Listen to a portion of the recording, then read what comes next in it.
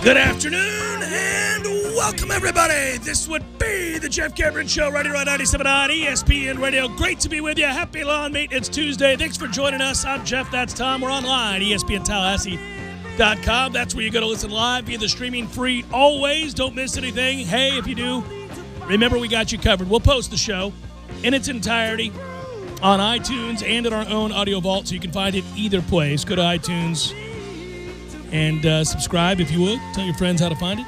Email the show if you like, jcs at 979espnradio.com. Twitter at jcameron show. WTSM app, good for mobile devices.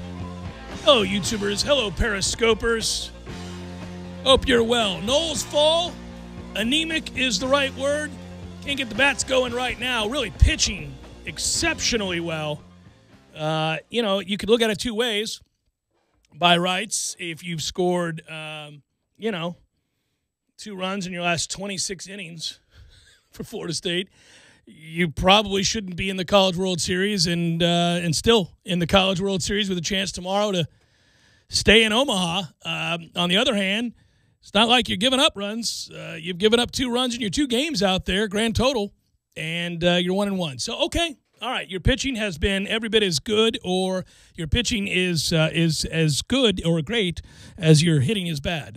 That's kind of where we are right now, and there are lots of reasons for that. They faced 2 real good pitchers, and those guys were dealing. I don't know that we've completely adjusted to being thrown away as often as we have, and attempted to pull the ball a little bit more than I'd like to see. So we'll see if they can get right against Texas Tech. You don't know. It's been a funny game. Look, TD Ameritrade plays big, and it's hard to hit the ball out of there. Didn't look like it early on, obviously, as Michigan's second batter of the game jumped all over a poorly placed fastball from C.J. Van Eck and hit it a mile. But short of those that are completely squared up, you're just not seeing a lot of runs be put up in these games. You're not seeing a lot of balls leave the park. You're just not seeing big innings. You're just not seeing any of that. And so it's tough. You got to string together 4 and 5 hits to come up with a couple of runs, and Florida State has not been able to do that. And there's a lot of swing and miss in this lineup. Has been all year long. A lot of power in this lineup, but when that gets mitigated, you see the swing and miss really accent how difficult it is to string together hits when your approach is all or nothing. And right now, I don't know, what you do, because at this juncture of the season, you are who you are. It certainly worked out just fine to get them here. It worked out well in the postseason in Athens, where they faced 2 good pitchers and they clubbed them both. It worked out well enough to go into Alex Box Stadium at LSU, a place that nobody expected they could win, and not just win, but sweep. It won them the first game. I wouldn't say hitting did that, of course, but they won their first game out in Omaha against an Arkansas team that was 1 out away last year from winning the national championship and had a great season themselves. So you can't all at once say, what a nightmare. You can certainly not overlook, though, the fact that the bats have just been impotent up to this point. And, I don't know that changes. I don't know that it doesn't. It's baseball. It's a silly game. Well, it is by the book. Of course, you don't think it's going to be 3 hits bad, but it's kind of by the book if you look at who's on the mound, who's throwing against us. And although that's Michigan's 3, quote unquote, that dude is a top 60 pick. Second-round pick, yeah. I mean, in the MLB draft, and he doesn't have an overwhelming fastball. And that's the thing that frustrated me early on, is just seeing that it's 90, and you're like, oh, it's 90 down the heart. Can somebody square it up and let's do some damage here? But the kid mixed his speeds incredibly well. He's just a really good pitcher. And this is what happens when you get to the College World Series. Even if Michigan is one of the last 4 teams in, they've beat a lot of good baseball teams. It's cliche-laden, but it's true. It's really hard to win a College World Series. And this team is a lot more talented, at least on the Hill, than their resume would suggest, than their status as a last 4 in would suggest. They got here for a reason. They earned their way. Yeah, we also were fortunate. We took advantage of opportunities against Georgia and really, banged them around the yard. But LSU did not have a left-hander on the staff. Mm-hmm. And so we knew that going in. I remember talking with you like, well, maybe we got a little lucky. I know usually you'd say you're not fortunate to have to go to Alex Box to win to get to the College World Series. But the way that they were constructed, we thought, this isn't a great matchup for LSU. They don't have lefties to throw at us, and we've got plenty of power from the left side and plenty of lefty ABs that you expect to get some quality out of. Michigan had a left-hander, used him, pitched well, pitched away. and we couldn't hit him. The only thing I'd say, and this was first guess, but I mean, if he's going to pitch that well, I don't know how much of a difference it would have made. But we did say, just from following the field reports up there, before Michigan announced its starter, that the lineup was going to remain the same. And when you stack lefty, lefty, lefty, 2, 3, 4, could you have broken that up a little bit more, especially since it's not like the middle of the order is mashing right now? Maybe. But, I mean, again, if you look from Arkansas's perspective in Game 1 of the College World Series, it's this close. The margin is just that thin. And so did Florida State really do anything crazy to win that game on Saturday? No. It's just two really hard-fought games, two really well-pitched games that we watched. Major league quality in terms of some of the breaking balls you see from both staffs in the two games. But you just come up a little bit short last night the way that you had just enough to get by Arkansas in Game 1. I would think, though, as an aside, just one thing that irks me, as much as I absolutely love college baseball and love the College World Series, can we get umpires to improve? Can we see a product? That first game, I haven't had a chance to talk about it. The fourth inning. I mean, yeah. How about that fourth inning called strike 3 to Nander? It's unbelievable. I just need some consistency with what we're calling strikes out here, other than pitches that are in the other batter's box. That has to stop. Well, last night, righty-righty, the outside corner was open for business, but lefty-lefty, there was no chance. I mean, we did get the benefit of some of those calls. Oh, of course. No, I'm not saying we haven't benefited either. I'm just saying that you render in a park that is cavernous and tough to, runs are tough to come by. Really, hitters are up against it when you got an umpire calling strikes in the other batter's box. That's happened a lot in this postseason. And that's literal. You're not being funny about it. No, like literally, there were a couple that we've seen slowed down where you're able to frame by frame this thing. I'm like, that would have hit a right-handed batter. You can't hit that ball. And if you do, you're not going to get anything on it. So that has to stop. They just for the sport, they just got to do better. It's not why we lost. I'm not saying that in any way, shape, or form. Just an observation. It's just an observation that it hurts the sport when umpires call pitches in the other batter's box a strike. So I had the game on in the background yesterday at 2 o'clock, and there were quite a few of those instances where you go, well, that changes everything. Now it's 1 and 2 instead of 2 and 1. Yeah, no, it affects the game greatly, and it has a deleterious effect to the way people view the game. When you're watching that, you go, I don't want to watch this. I mean, if you're going to make it so that they have no chance on pitches away to lefties, what are we doing? Yeah, and I've seen it a lot. We saw it at LSU against both teams. Again, against both teams. Yeah. Their fans were just in awe. And I had LSU fans turn around to me when Van Eck had guys struck out on 4 pitches and they called 4 balls. I mean, it was crazy. Yeah, there's like a magic tube outside where it's like if you bend it around the plate, that's a strike. Yeah. It's like skee ball. You just got these little extra things out to the corners and the sides. Kudos, by the way, to Chase Haney and Scalaro. Those two guys deserve an awful lot of credit. Our pitching, if I'm gonna criticize the hitting, which it's tough when you're not scoring a lot of runs, it's easy to point to that. But we should not ignore the fact that this was a team for much of the year that you just didn't know what you were going to get a lot of weekends in, and we're watching guys emerge right now out of that bullpen, and in really tough situations, step in and hold the fort, hold it down. Give us a chance time and again, and it's different guys every time. So all of a sudden, you're talking about the depth of a bullpen that it's pitching in pressure situations and not just succeeding or mitigating the damage. They're dominating. They're going out and dominating elite teams at this point. So kudos to those guys who's in the case of Scalaro, he goes out and strikes out all 6 batters he faced. That's remarkable. Chase Haney was really, really good. We saw what Velez gave us. You go on down the line. We've got guys. J.C. Flowers closing it out the other night was dominant. I mean, this is us right now. Yeah, 4 1/3, no hits. We had 8 strikeouts, no walks. That's what Haney and Scalaro gave us last night. And I will say, in a moment of frustration and a little bit of panic because we're down 2-0, and you feel it. It's tightening on you, and you're like, man, we're underwater here. The level's rising. We got a pitching change is going to help you score runs. But when Scalaro comes in, I think, Velez, we got a day off tomorrow, even if we lose. Velez? Yeah. A little bit of Velez? Can we at least go there? Maybe even, because they were talking on the broadcast, the Flowers idea for the 9th isn't crazy because you have a day off. But Scalaro said, the hell with all of your criticism. My 5 ERA doesn't exist. It's a new season, baby. It's Omaha. 6 strikeouts, 6 batters faced. Unreal. Louisville and Auburn, by the way, mired in a toughie. Imagine that. We're in the 4th inning, 1-1. Runs tough to come by. We'll see tonight, 7 o'clock, game I really am interested in watching. I think it's worth your time tonight, Vanderbilt, Mississippi State.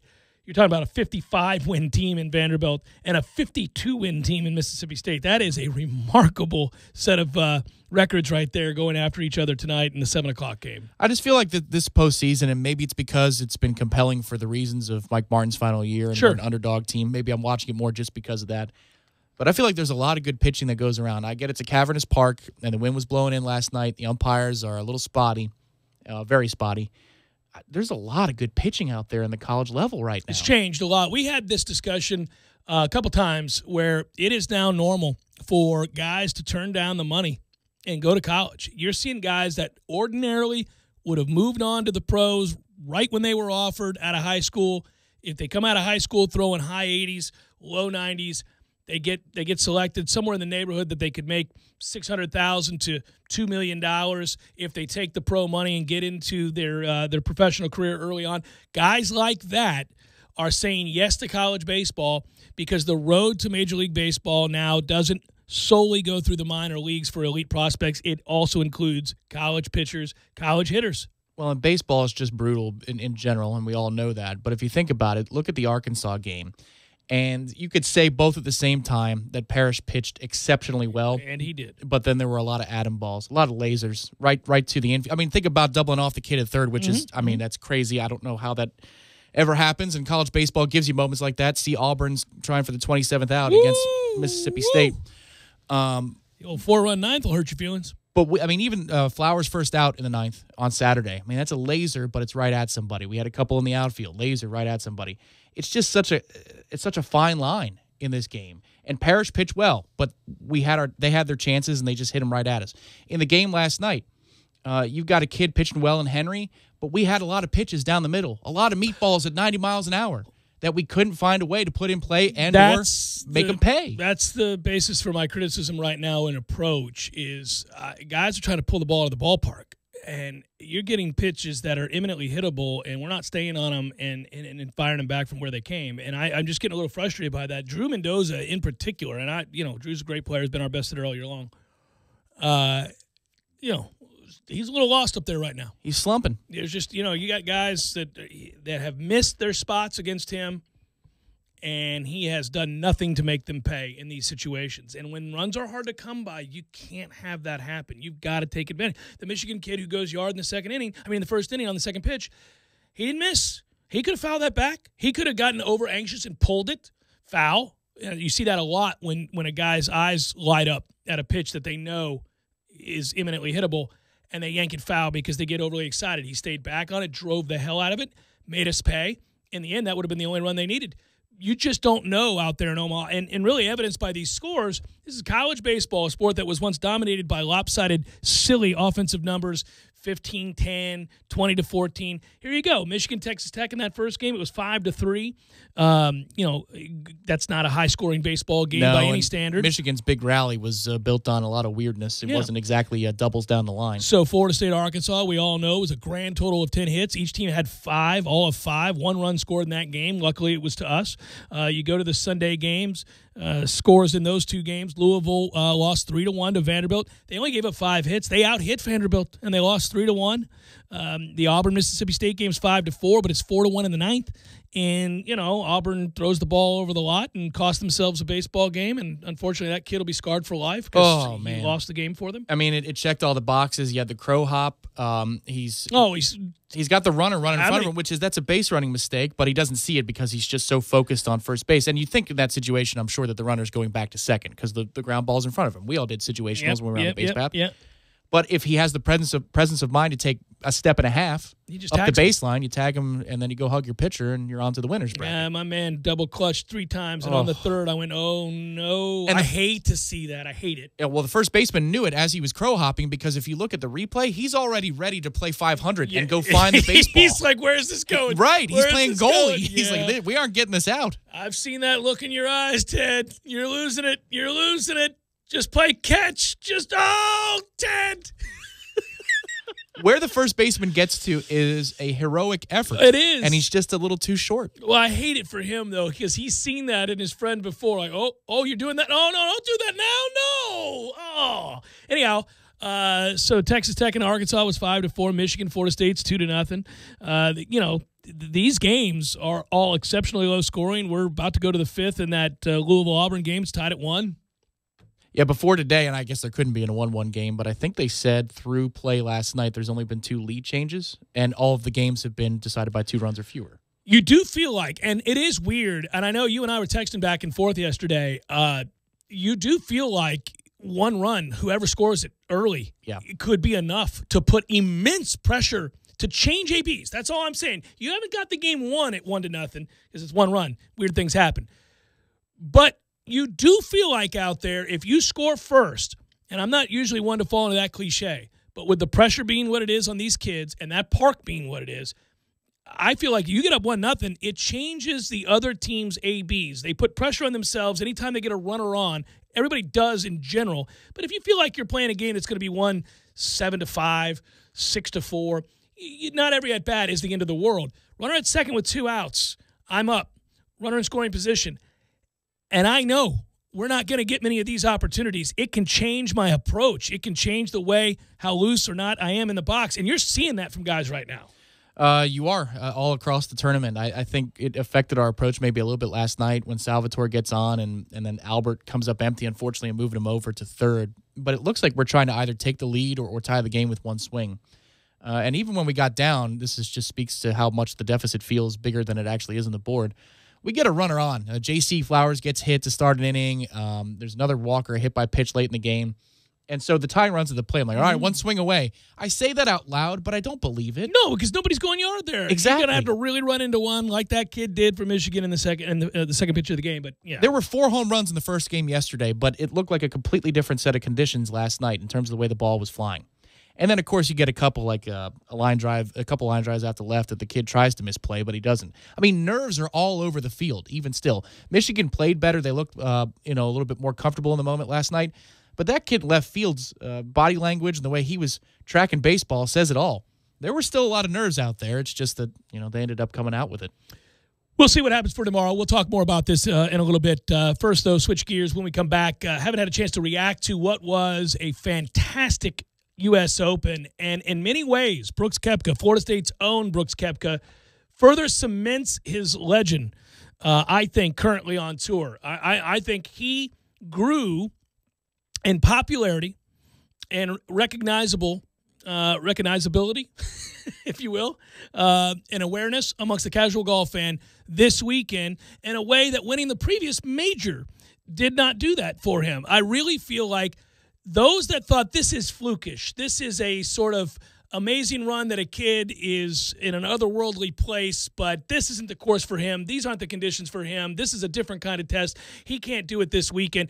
To see what he did on Sunday and to see where he was in defense of the U.S. Open, something he had won back-to-back, it's the best run at a three-peat in the last 100-plus years. He's a guy now that I think now we all, the golf world in general, not just those that are really dialed in, will look at each major and say, well, Brooks is the favorite, and then. And I don't know why one tournament does that. Certainly when you've won 4 of the last 6 majors, you ought to be the guy that everybody's looking at. But I think this did that for him, and yet he wasn't the winner Gary Woodland was, and he is a great, great winner in the sense that he is beloved on the tour. I've actually met the guy fleetingly, super kind, is everything you think he is from the videos you've seen online with him, reaching out to various charities and various groups of people in his time on tour. He's a popular winner at the age of 35, and the way he broke through to hold off Brooks Koepka is simply exceptional. We'll talk about it in a moment. Jeff Cameron Show, 97.9 ESPN Radio.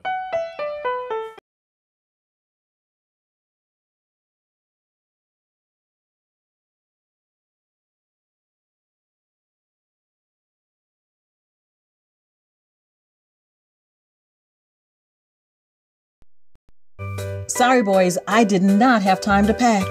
We got this. It's right here, guys. We got this. I thought I could handle it. We got this. Moving doesn't have to be a hassle. Call us first at 2 Men and a Truck. No matter the move, home or business, we'll make it a smooth one. I forgot something. We got this. Tallahassee Dodge Chrysler Jeep Ram is the Jeep headquarters of America. We've purchased over 100 Jeep Renegades, and they've all arrived and are on the lot for immediate delivery. 2018 Jeep Renegade Latitude with MSRP starting at $25,120. On sale now for $18,870. That's a savings of $6,250. A new Jeep starting at only $18,870. Those prices are unheard of and can only be found at your Jeep headquarters of America, Tallahassee Dodge Chrysler Jeep Ram. No other dealer can offer you this kind of savings. We buy in mass quantities and pass along the savings to you. 2018 Jeep Renegade Latitude, starting at $18,870. Payments as low as $299 a month. On the corner of West Tennessee and Capitol Circle, where we're right on the corner and always right on the price. Check us out on the web at TallahasseeDCJ.com. All prices include rebates and incentives plus tax, title, and dealer fees. State number 18J605. Must finance through Chrysler Capital and qualify for all rebates and incentives. Don't start your day off with the same old boring breakfast. Stop by the Bagel Market and Bistro on Thomasville Road and the Persimmon Hills Shopping Plaza. They have fresh baked bagels and cream cheese every Monday for only $1.50. Green smoothies and great salads like the spinach apple salad. Muffins and cinnamon rolls are also options for breakfast. Sandwiches, salads, and more for lunch and dinner. Open 7 days a week. Check them out online at thebagelmarketandbistro.com or on Facebook and give them a call at 765-0598. Take me out to the ball game. Indeed. And with weather like this, it's good to see you out on this magnificent, sizable deck. It is quite impressive. You can see it all the way from the stadium. What a deck. What a deck indeed. I hear that a lot. You know, I remember, what was it, mid-'90s you opened up? Place was so small. Now it's huge. All I know is a lot of good times have been spent on this deck. Man, people enjoy it. They laugh, they sing, they drink, they eat, and they celebrate all the goodness of the Gordo's deck. And you can come have a Gordo Smash. Delicious. Sitting on the deck with a Gordo Smash. That's a good day at the office. Or put a Cuban in your mouth. And other food. Gordo's, bringing the flavor and flair of Cuban food to Tallahassee since 1996. Honda's kicking off its campaign for great deals at the Honda 4th of July sales event. Right now, you can enjoy a monumental offer on any of the three candidates, the Accord, Pilot, and Civic sedan.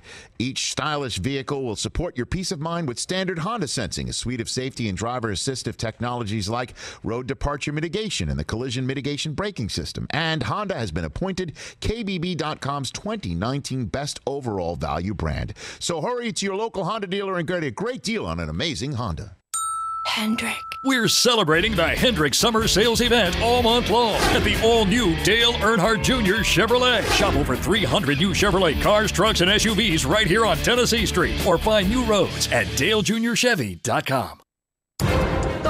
And Wingo. For the Lakers, it becomes interesting because all those guys we mentioned, we assumed were max candidates when it comes to what free agency was going to offer them. So who do the Lakers get? Because outside of these two, they have 5 guaranteed contracts on their roster right now and precisely 0 guards. Yeah. So what are you going to do here? I'm going to say they'll find some guards. I don't know if they'll be good guards. They have Kyle Kuzma, they have Anthony Davis, and they have LeBron James. And others. Yeah. And others. But listen, if they can add Kemba Walker to that with the fact that both Clay and Durant is going to be out, start looking at the other teams in the West and say, okay, on paper anyway, before we get going, where are we listing the Lakers? It's fascinating, right? Because of the injuries to KD and Clay, you feel like this next year is a free-for-all. It's a free year. It's open invitation. Everybody's got a shot. But let's be honest, with everything that the Lakers gave up, they have to win a championship for this to work, right? Golick and Wingo, weekdays at 6 a.m. on 97.9 ESPN Radio. The Jeff Cameron Show is brought to you by Cornerstone Tool and Fastener. Big store pricing with local service. Online at ctf.nu.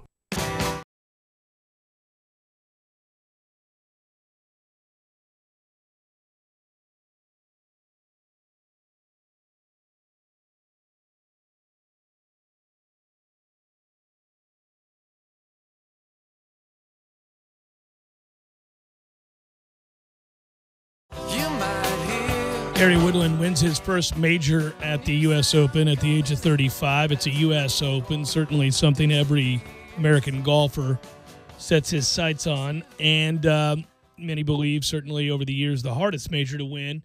Now, this was a little bit different in the setup, and I think the USGA did a good job there. Obviously, the course was not able to necessarily defend itself as fiercely as it might be able to when the sun is out and the greens dry up and the winds kick in, and that's when you see those plus numbers and sometimes quirky results. But I thought it was enjoyable to watch, and I feel like a guy that won, you should know that, and the only reason I know this is over the years I've heard so many people say it since doing that show with Trey Jones on the PGA Tour channel, whether he's being interviewed or you'll hear the guys that come on before us, I hear in my headset. Just over the years, lots of people at Augusta, this happened. Everybody likes Gary Woodland. Everybody does. There isn't a player, well, I shouldn't say that. There aren't too many players on tour of note that are, elite level players, top 10 players that everybody universally agrees upon. They like playing with them. They like their personality. They like their pace of play. They like the way they react to other players and shots and all that. And there's, everybody's got quirks, just like human beings that you work with at the office. But everybody loves this guy. And then you look at his charity work and you look at there are countless videos. It's not just the video that came out last year, which was so cool. Was that Arizona where they were? Yeah, waste management. Yeah, yes. That's fantastic with the Down syndrome girl and playing with her and I saw their interaction after he won this week. He also surprised her on the Today Show today. Yeah, which is really cool. It's just great. And but he does a lot of things. And then, of course, his story is starting to come out a little bit more that, he and his wife suffered a personal tragedy and then any number of things. But his game has always been very good, and I think one of the things that has gotten overlooked is that because he's so nice and because he has won on the tour, and that's the other thing, he's won on the tour. It's not like he's blown it every time, but in big situations, Sundays have been cruel to Gary. He has really struggled to put it together after holding a 54-hole lead, and he was well aware of it. He's spoken to it before. He's commented on how difficult that can be, sleeping with the lead. Well, none more difficult than a situation in which you're in line to get your first major championship at the U.S. Open at Pebble, and Brooks Koepka is right behind you, a guy who cares not for your feelings, cares not for your frustrations on a Sunday. He sees blood always when in contention and went out and promptly birdied for the first 5 holes. So you've got a guy who is arguably, as locked in as Tiger Woods was back in 2000. I mean, you've got a guy right now that is the best player in the world, certainly when it comes to majors, and he's playing well on a Sunday, and he's chasing, and he's locked in, and he's ready, and you know it, and you haven't finished the deal, and yet you go out and you answer early on, just enough to keep a 2-shot or a 3-shot cushion. You got the sense, Tom, I don't know about you, that Gary Woodland was not concerned with Justin Rose. And that was fascinating. Rose was the only one on this day to tie him. It was early in the round. But I don't think Gary Woodland was overly concerned with Justin Rose. Now, maybe that's because they're basically on the bag together. He can see right in front of him what he's doing. Doesn't have to look over his shoulder. Doesn't have to, all that sort of thing. I don't know. But I don't think he really feared him. It was Brooks. Yeah, well, they're good friends. They have the same agent, Justin and Gary, and they played together for 2 days. I think that matters, too. Yeah. It's not like Justin Rose shot a 65, and now he's playing with Gary on a Sunday, and he emerged from the middle of the pack to the top. Right. And it's also not like Justin Rose has won a ton of majors. He's got one. So, I mean, yes, he's won at a U.S. Open under those conditions, but, I mean, the way he was scrambling all week, you felt like he was defying the odds even to get to that point. He's made a bunch of putts, yeah. But the way, I think, honestly, let's just say that the leaderboard looked like it was Woodland 13, Brooks at 10, and then there was a host of other players at 10 and 9. I don't think it's as impressive a victory as it is if you look at it's Tier A, Gary Woodland, Tier B, Brooks Koepka, and then the rest of the field way down at 7 under or worse. That's the thing to me that if you want to talk about it being impressive, Brooks was already 3 shots better than the field, and this guy ended up being 3 shots better than Brooks. That is how you win a memorable major, and people don't look at it as kind of a fluke. He earned the hell out of this thing because he had to sleep on the lead both Friday and Saturday nights. Yeah, and close out in a way that he never has in years past, and did so with the fiercest competitor in the game currently, charging up the leaderboard. And I think, to me, to be able to watch that guy execute certain shots with the pressure being at its apex.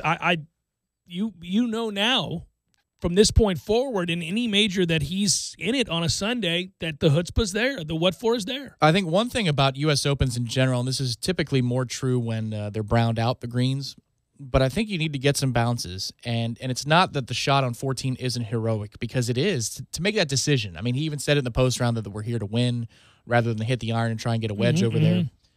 But it bounces into the rough, short of the green, just above the bunker. And it comes out of the rough, and it ends up being in a really good position to where an up and down is almost academic. Right. You got to get some bounces along the way. The decision on 14 is the tough part. The bounce is the luck part where all champions have a minute or a break that it ends up being theirs. And in between, the flush, Right. you have to hit it. Yes, And it's 260, all of it. And he gets it. Up the hill, all that stuff. Well, that's a commitment. And then we Right. talk about guys when they hit poor shots on a Sunday. It's obviously they all have these shots in their bag. They're the best players in the world. And if they're fooling around, and I thought it was brought up by one of the commentators. I don't know if it was Curtis Strange or not, but they said, yeah, you hit that shot on a Tuesday. Yeah. You hit that shot on a Tuesday. Lots of guys out here can. Do it with the lead on a Sunday. Well, I liked what they said in the broadcast, and I wonder if this entered into his mindset. It just given where that pin is, it may have been Buck or Strange, but they said it's hard to get a wedge in there. So even if you lay up, it's hard to get close to that hole just because that pin is so ridiculous. So the idea of, let's just get as close as we can in 2 and then find a way to get around it for shots 3 and 4 and make a birdie. But the toughest shot he made was on 17, given the stakes there, because that is as titleized as you can sand get. wedge is... What is that? Okay. Was it more than a half a swing, wasn't It's it? unbelievable that he did that. Yeah.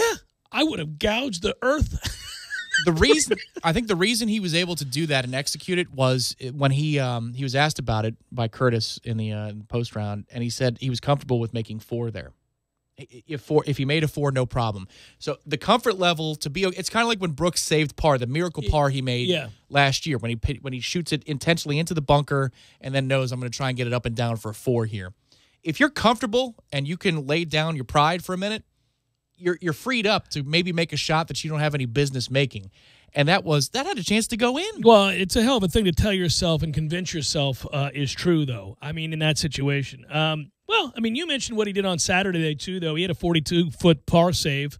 You make that putt. Some stats here that note that he is more versatile than he's ever been. He's always been really long. He's always one of the better hitters on the tour. We love to watch his golf swing. That lag is akin to Sergio. It's very few have that. It's something to behold. But he made just 4 bogeys all week long, which is a U.S. Open record, I should note. And then secondly, it was a career best second in strokes gained putting, plus 8.3. He's never done that before. So when great players who have a lot of elements to their game put it all together and then do something above and beyond what the statistics normally say they are on tour in a particular category, that's how they win majors. Well, the other thing was he was first in scrambling, and I think it was 165 entering the event. You're going to upgrade yourself that much, so and they go hand in hand, scrambling and the long putts he made. But then you juxtapose that against Brooks, and this is where I'll be interested to hear what Trey says when you talk with him. But Brooks hit 75% of the greens at a U.S. Open. That's a ridiculous number. And if he could just putt a little bit better over the course of the weekend, he's hoisting the trophy. I can think of minimum 4 putts that he missed inside of 6 feet. And they were not, crazy knee-knocking left to righters. He missed a lot of short putts, but he put himself in crazy good position all weekend long. And I think almost by default with his skill set, if he's on the green 75% of the time, he's going to be either a winner or he's going to be in the class that he was, which is second and alone in second. Well, what I think is interesting is when we talk about proximity to the hole, and we'll move on. But, one thing to note is Brooks in the middle of the fairway anywhere with any club in his hand right now as an iron.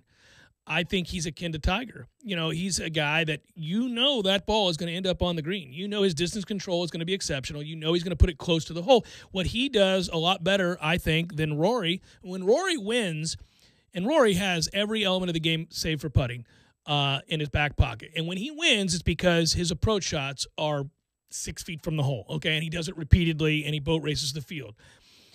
But when he loses, he's being forced to make putts, 20-foot putts, 25-foot putts, 30-foot putts, and he just doesn't make enough of them, and these other guys do. Brooks puts himself, Brooks isn't the best putter on tour. There are plenty of people that are better on tour than he is, but I would dare say there's nobody who I'd rather have an iron in his hand if I need it close to the pin from any lie in the fairway on any course these days than Brooks Koepka, under any set of circumstances. Wind, no wind, pressure, no pressure, Thursday or Sunday, doesn't matter. When I watch him stand over a ball from 185 or 80, I think this will be probably pretty close to the pin, and it always is. Yeah, I'm not sure that this is 100% true, but this is how it presents on TV. When you watch a lot of Rory playing golf, it looks like he tries to flush everything. Like everything, you talk about full iron shots and off the tee. It just looks like he tries to get every ounce of energy he can into his swing. Brooks, it looks like it's more 80 to 85%. And I know that can't be true because of the raw distance he hits it, but everything looks to be under control. Yeah, because it looks like he's swinging at 75%. The way that Faldo talks about everybody should swing is you should never really have to step on it, say for a few shots in a round. You ought to be able to just club up and hit it 75%. But one thing, you know what? I love this, and I want to give credit to Florida State and Trey Jones because I hear him say this to his players. He says it on the show we do. He's brought it up on these airwaves during the Jeff Cameron show. Golf's a weird game. You're just playing the course and you're playing yourself. I can't control what Tom Lang does when you and I go out and play. I can play the best round of my life. If you play better, can I be mad at myself? But it's hard to convince yourself of that, right, in the moment because you feel like you're competing to the guy next to you or the guy at the next hole. Brooks Koepka's quote reminds me of what's been ingrained in his time at Florida State and around Trey Jones and other coaches there, and that is when he was asked whether or not it stung because he signed for a 68, became the first player to shoot 4 rounds in the 60s at the U.S. Open and not win it. He's finished first or second in the last 4 majors, all that good stuff. And he said, no, it doesn't sting at all. I played great. There's nothing more I could have done. Gary played great for 4 days, though, and he deserves it. He's worked really hard, and I'm really happy for him.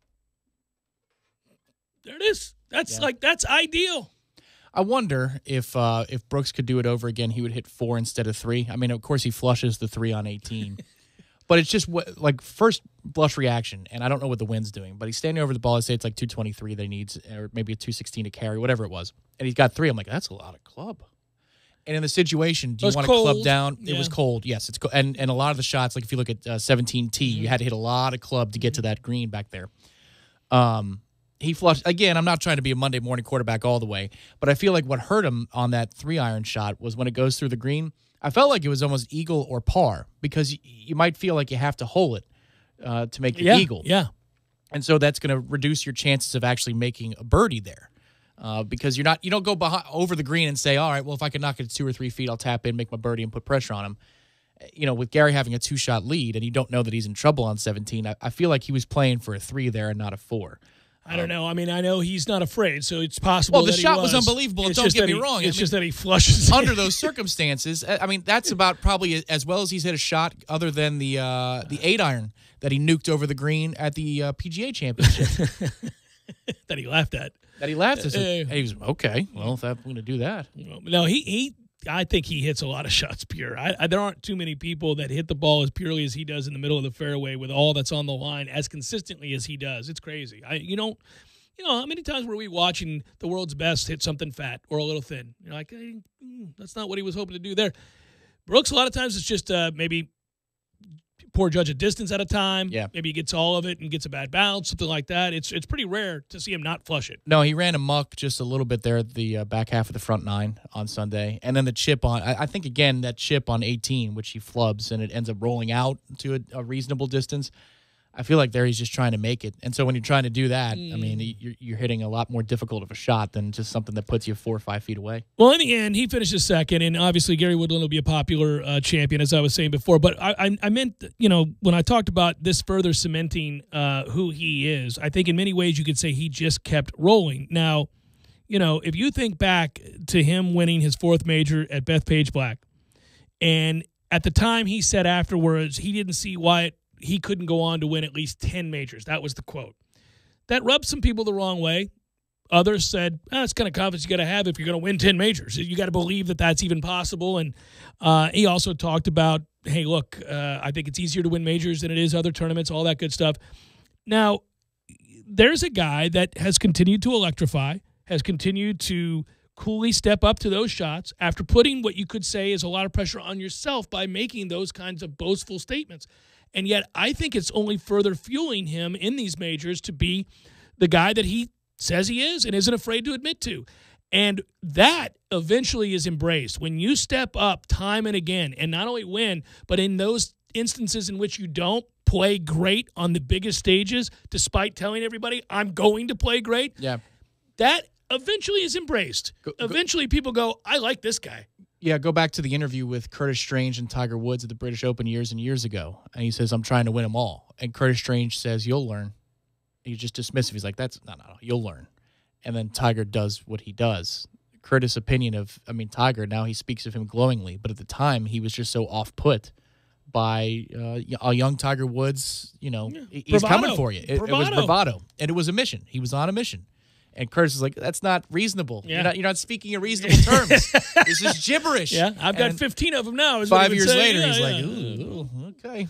Well, one stretch he did. The Tiger Slam happened. At one stretch he owned them all, which is, I suppose, if you're going to go for, the greatest numbers in the history of the game, you've got to believe that's possible. And I think Brooks I think we know now, he legitimately believes that's possible. Well, he had a few putts on Sunday on 17 and 18, and both. Well, he didn't have that great of a putt on Sunday. It was probably like a 20, 25 footer for this tournament. But think about the Masters. He had two makeable putts on 17 and 18 on a Sunday. Again here, that's how close the margin is. Yeah, it's also why golf's hard, because you can't control what others do. So if you have a bad hole, a bad shot, bad putt, okay, well, sometimes you get away with it, sometimes you don't. Sometimes somebody else just plays really, really well, and you doff the cap and you move on. You say, it's his tournament. I would say one other thing. If you're in pools like I'm in, maybe you're a sporting guy or gal, in the next year or so, take a flyer on Victor Hovland to make a few cuts for you consistently. How about that kid's performance? Jeff Cameron Show, 97.9 ESPN Radio.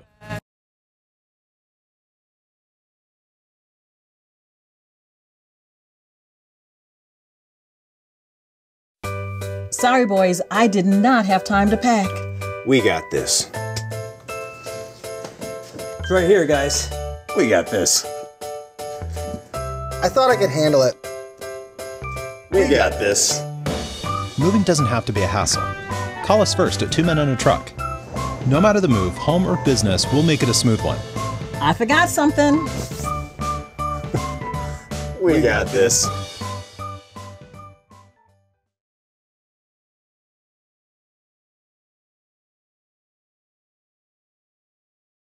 And don't worry about parking. Plenty of spaces available in the parking deck or surrounding lots. Check out all the Thursday Collegetown deals right now on ThursdaysInCollegetown.com.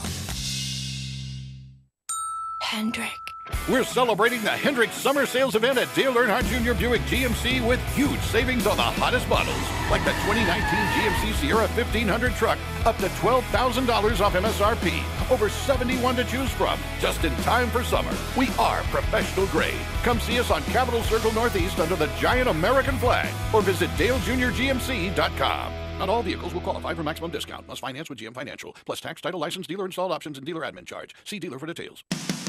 Are you looking for a trucking company you can work with till retirement? If so, join the Early Trucking family that has been trucking for over 25 years. ETC is now hiring regional dry van drivers. Benefits include working with new equipment, a $60,000 average salary, paid time off and sick leave, driving primarily no-touch freight, and running mostly in the Southeast. Plus, a 34-hour restart at home each week. ETC offers a benefit package that's second to none, including 401k, Blue Cross Blue Shield Health, vision and dental insurance, and a $25,000 life insurance policy while employed. Go to earlytruckingcompany.com to fill out an application. Help ETC keep agriculture in motion. Hey, Tallahassee, it's me, the Capitol Building. I know you've cracked some jokes about my awesome tower and perfectly symmetrical domes. It's okay, because from on high, I see a serious problem in this town. Scores of people like yourself, confused, hungry, not knowing what to eat for a delicious downtown breakfast or lunch. Well, have no fear. Just a stone's throw away from my observation deck are the best people in the business, Metro Deli. Breakfast, eat, sandwiches, and wraps, too. Metro Deli is the spot for you. Oh, yeah, Metro Deli. And hey, don't throw stones from my deck. That's not cool. Someone might get hurt. Hi, Chris Kraft for Kraft Nissan. Look around. That's right, you see Nissans everywhere. Tallahassee has officially become a Nissan town. The Kraft Nissan town. Why? Because Kraft Nissan has the best pricing, best selection, and the best buying experience in town. And at Kraft Nissan, you get the best value for your dollar. With more standard features, our exclusive and the original lifetime warranty, our easy choice menu that gives you a price and payment in writing, our New For You program that helps people with damaged credit, and every new Altima and Rogue we sell has both special interest rates and rebates. You get both, plus $1,000 over Kelley Blue Book for your trade. Best of all, my people are the best in the business. They will greet you with a smile and a handshake, and they know your time is valuable. My managers are always accessible, and of course, you can always ask for me or my brother Peter. Bottom line, if you need a new or pre-owned car, you need to experience the Kraft Nissan difference. Great people, great product, great price, with the best car buying experience in town. Kraft Nissan on Mahan Drive between Academy Sports and Costco. Remember, if you don't see the Kraft tag on your car, you paid too much, way too much. Don't start your day off with the same old boring breakfast. Stop by the Bagel Market and Bistro on Thomasville Road and the Persimmon Hills Shopping Plaza. They have fresh baked bagels and cream cheese every Monday for only $1.50. Green smoothies and great salads like the spinach apple salad. Muffins and cinnamon rolls are also options for breakfast. Sandwiches, salads, and more for lunch and dinner. Open 7 days a week. Check them out online at thebagelmarketandbistro.com or on Facebook and give them a call at 765-0598. ESPN Radio Sports Center. I'm Christine Lisi. Here's what's happening. More positive news for David Ortiz as the Red Sox legend continues to recover at Massachusetts General Hospital after being shot in the Dominican Republic on June 9th. Ortiz's wife, Tiffany, said in a statement his doctors have upgraded his condition to good. Authorities have detained 10 people in the case and are looking for at least 2 others. Another big bopper back in the Yankees lineup tonight versus the Rays. Outfielder Giancarlo Stanton will return from biceps, shoulder, and calf injuries. And fellow slugger Aaron Judge, of course, expected to return from an oblique strain in the next few days. Astros manager A.J. Hinch told MLB Network on SiriusXM that second baseman Jose Altuve could be activated as soon as tomorrow. He's been out with a strained left hamstring for more than a month. With Thursday's NBA draft just 2 days away, Caesars has released odds for the 2019-2020 Rookie of the Year. The overwhelming favorite, of course, expected first overall pick Zion Williamson at 2-9. Next, Ja Morant and R.J. Barrett. Like Williamson and Barrett will have an immediate impact in year one, believes ESPN NBA draft analyst Mike Schmitz. You could argue that he's the most polished prospect in the draft. Averaged 23, 8, and 4 at 18 years old. That's something we've never seen done in college basketball at that age. He has positional size. He's physical. He can play pick and roll. He can score at all 3 levels. He's really what you're looking for in terms of a modern shot creator. ESPN's Jonathan Gavoni reporting the Knicks declined a recent trade offer that would have sent the 3rd overall pick to the Hawks in exchange for 8 and 10. Atlanta's been aggressively exploring trade scenarios where it would package numbers 8 and 10 to move up, but New York not interested at this point in moving down to acquire the Hawks' current picks.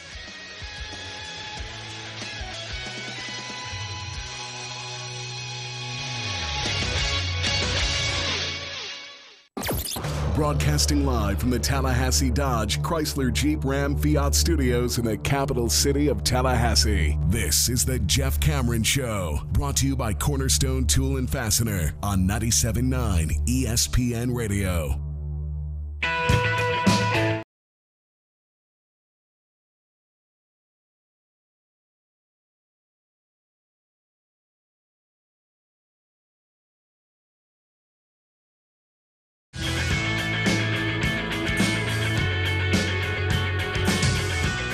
Louisville up on Auburn. Been a couple of errors there from Auburn, and it's now 4-1. Louisville, who are, if they're able to win the game, closing in on 50 wins. I hope they weren't more E5s.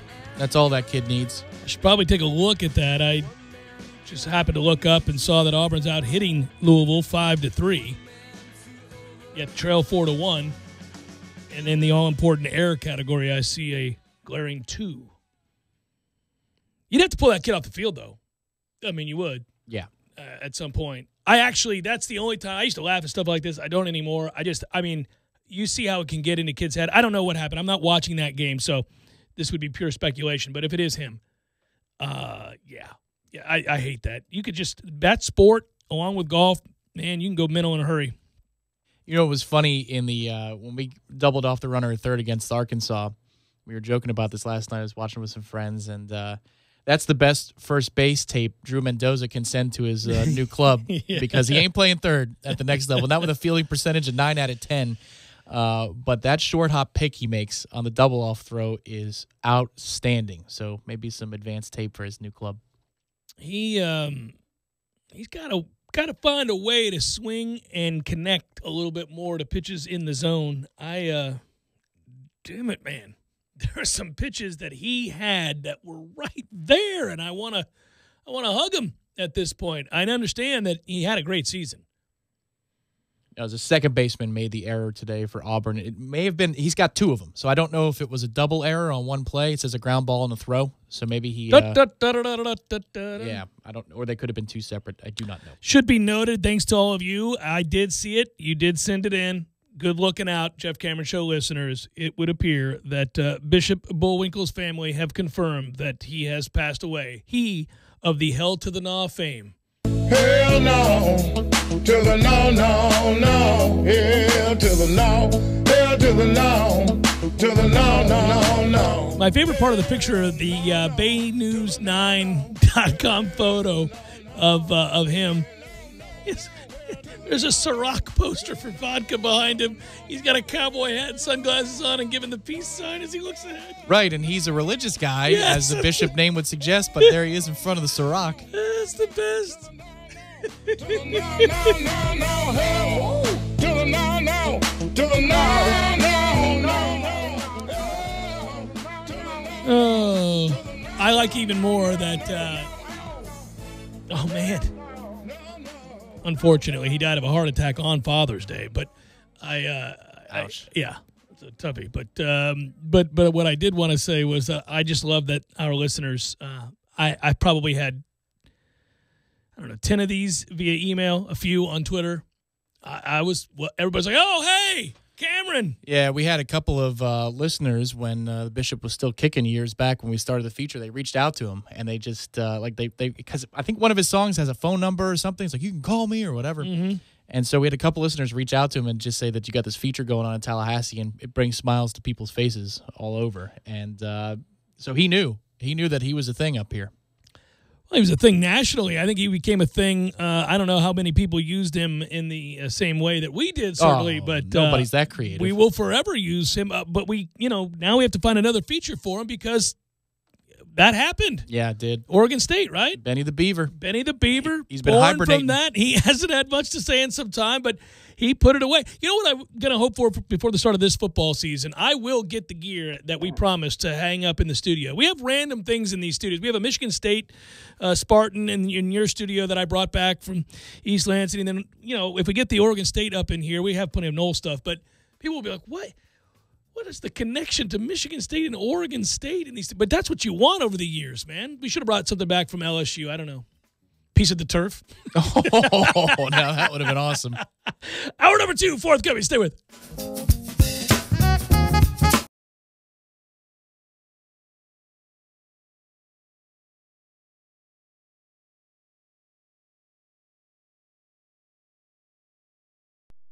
Sorry, boys, I did not have time to pack.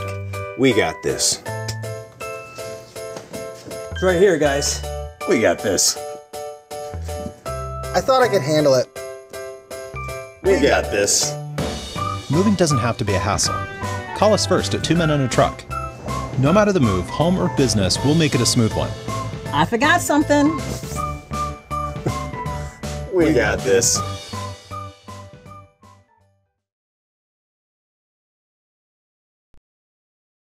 ASE and ICAR certified technicians. Personalized attention, guaranteed results. 2820 Mahan Drive. Call 385-2665. Lisa's Paint and Body Shop. MV46050. We all want more energy, more strength, more results. Well, welcome to Orange Theory Fitness as you take a step towards feeling more alive today. Backed by science, Orange Theory's heart rate monitored workout is scientifically designed to keep heart rates in a target zone, spiking metabolism and increasing energy. Orange Theory Fitness is a one-of-a-kind group personal training workout resulting in more energy, visible toning, and extra calorie burn for up to 36 hours. Experience a more vibrant life today with Orange Theory Fitness. To find out more, go to orangetheoryfitness.com. Tallahassee loves the corner pocket as much as a crystal ball winning catch. He's looking, he lost it to the end zone. It's Benjamin!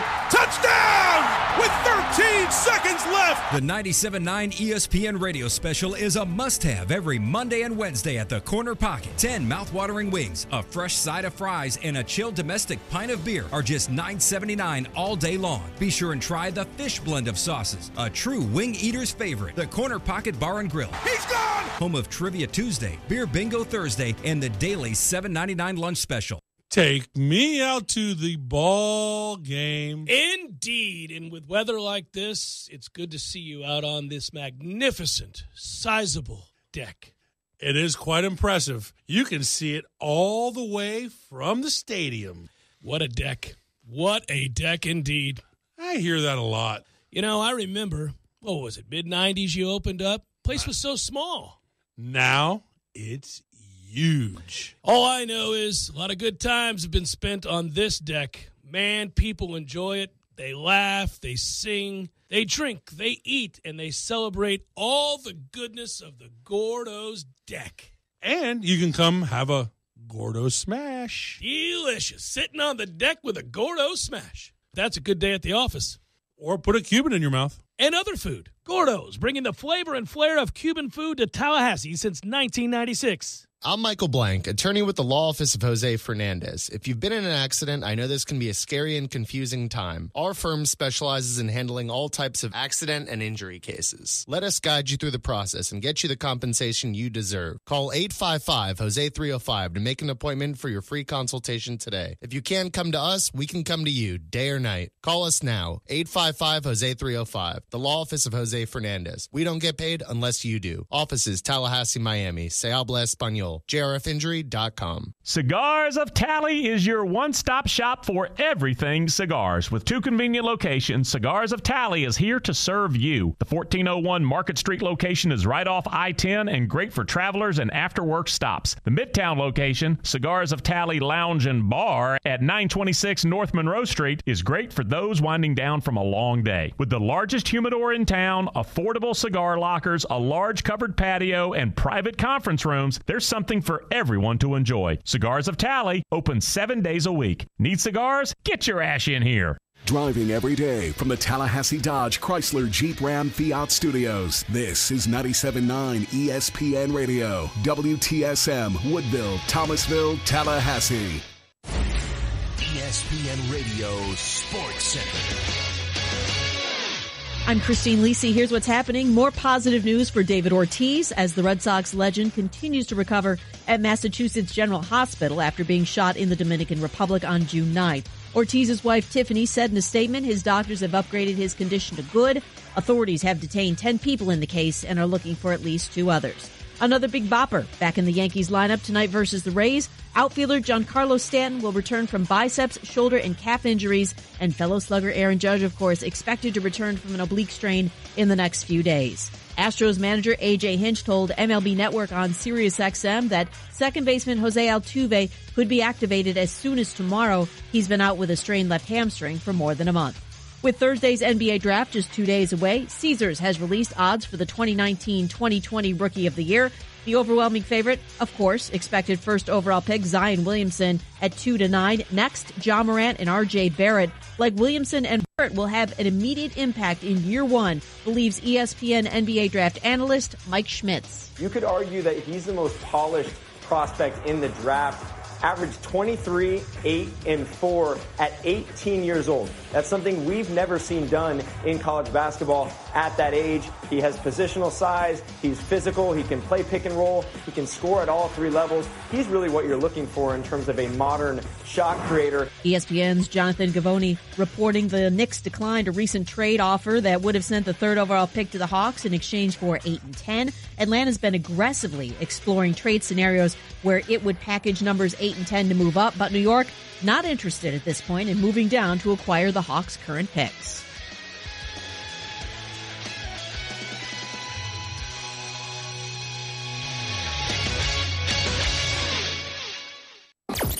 Broadcasting live from the Tallahassee Dodge Chrysler Jeep Ram Fiat Studios in the capital city of Tallahassee. This is the Jeff Cameron Show, brought to you by Cornerstone Tool and Fastener on 97.9 ESPN Radio.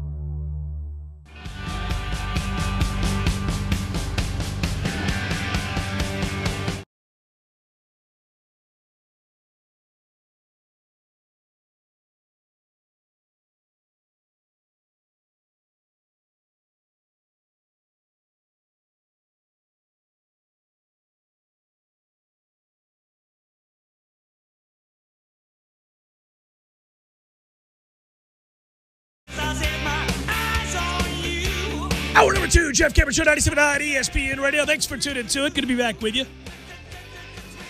Missed the opportunity to celebrate a win on Monday, but back today to document the loss, but also the win and the big picture of it all in the College World Series and whether or not the Noles will rally back.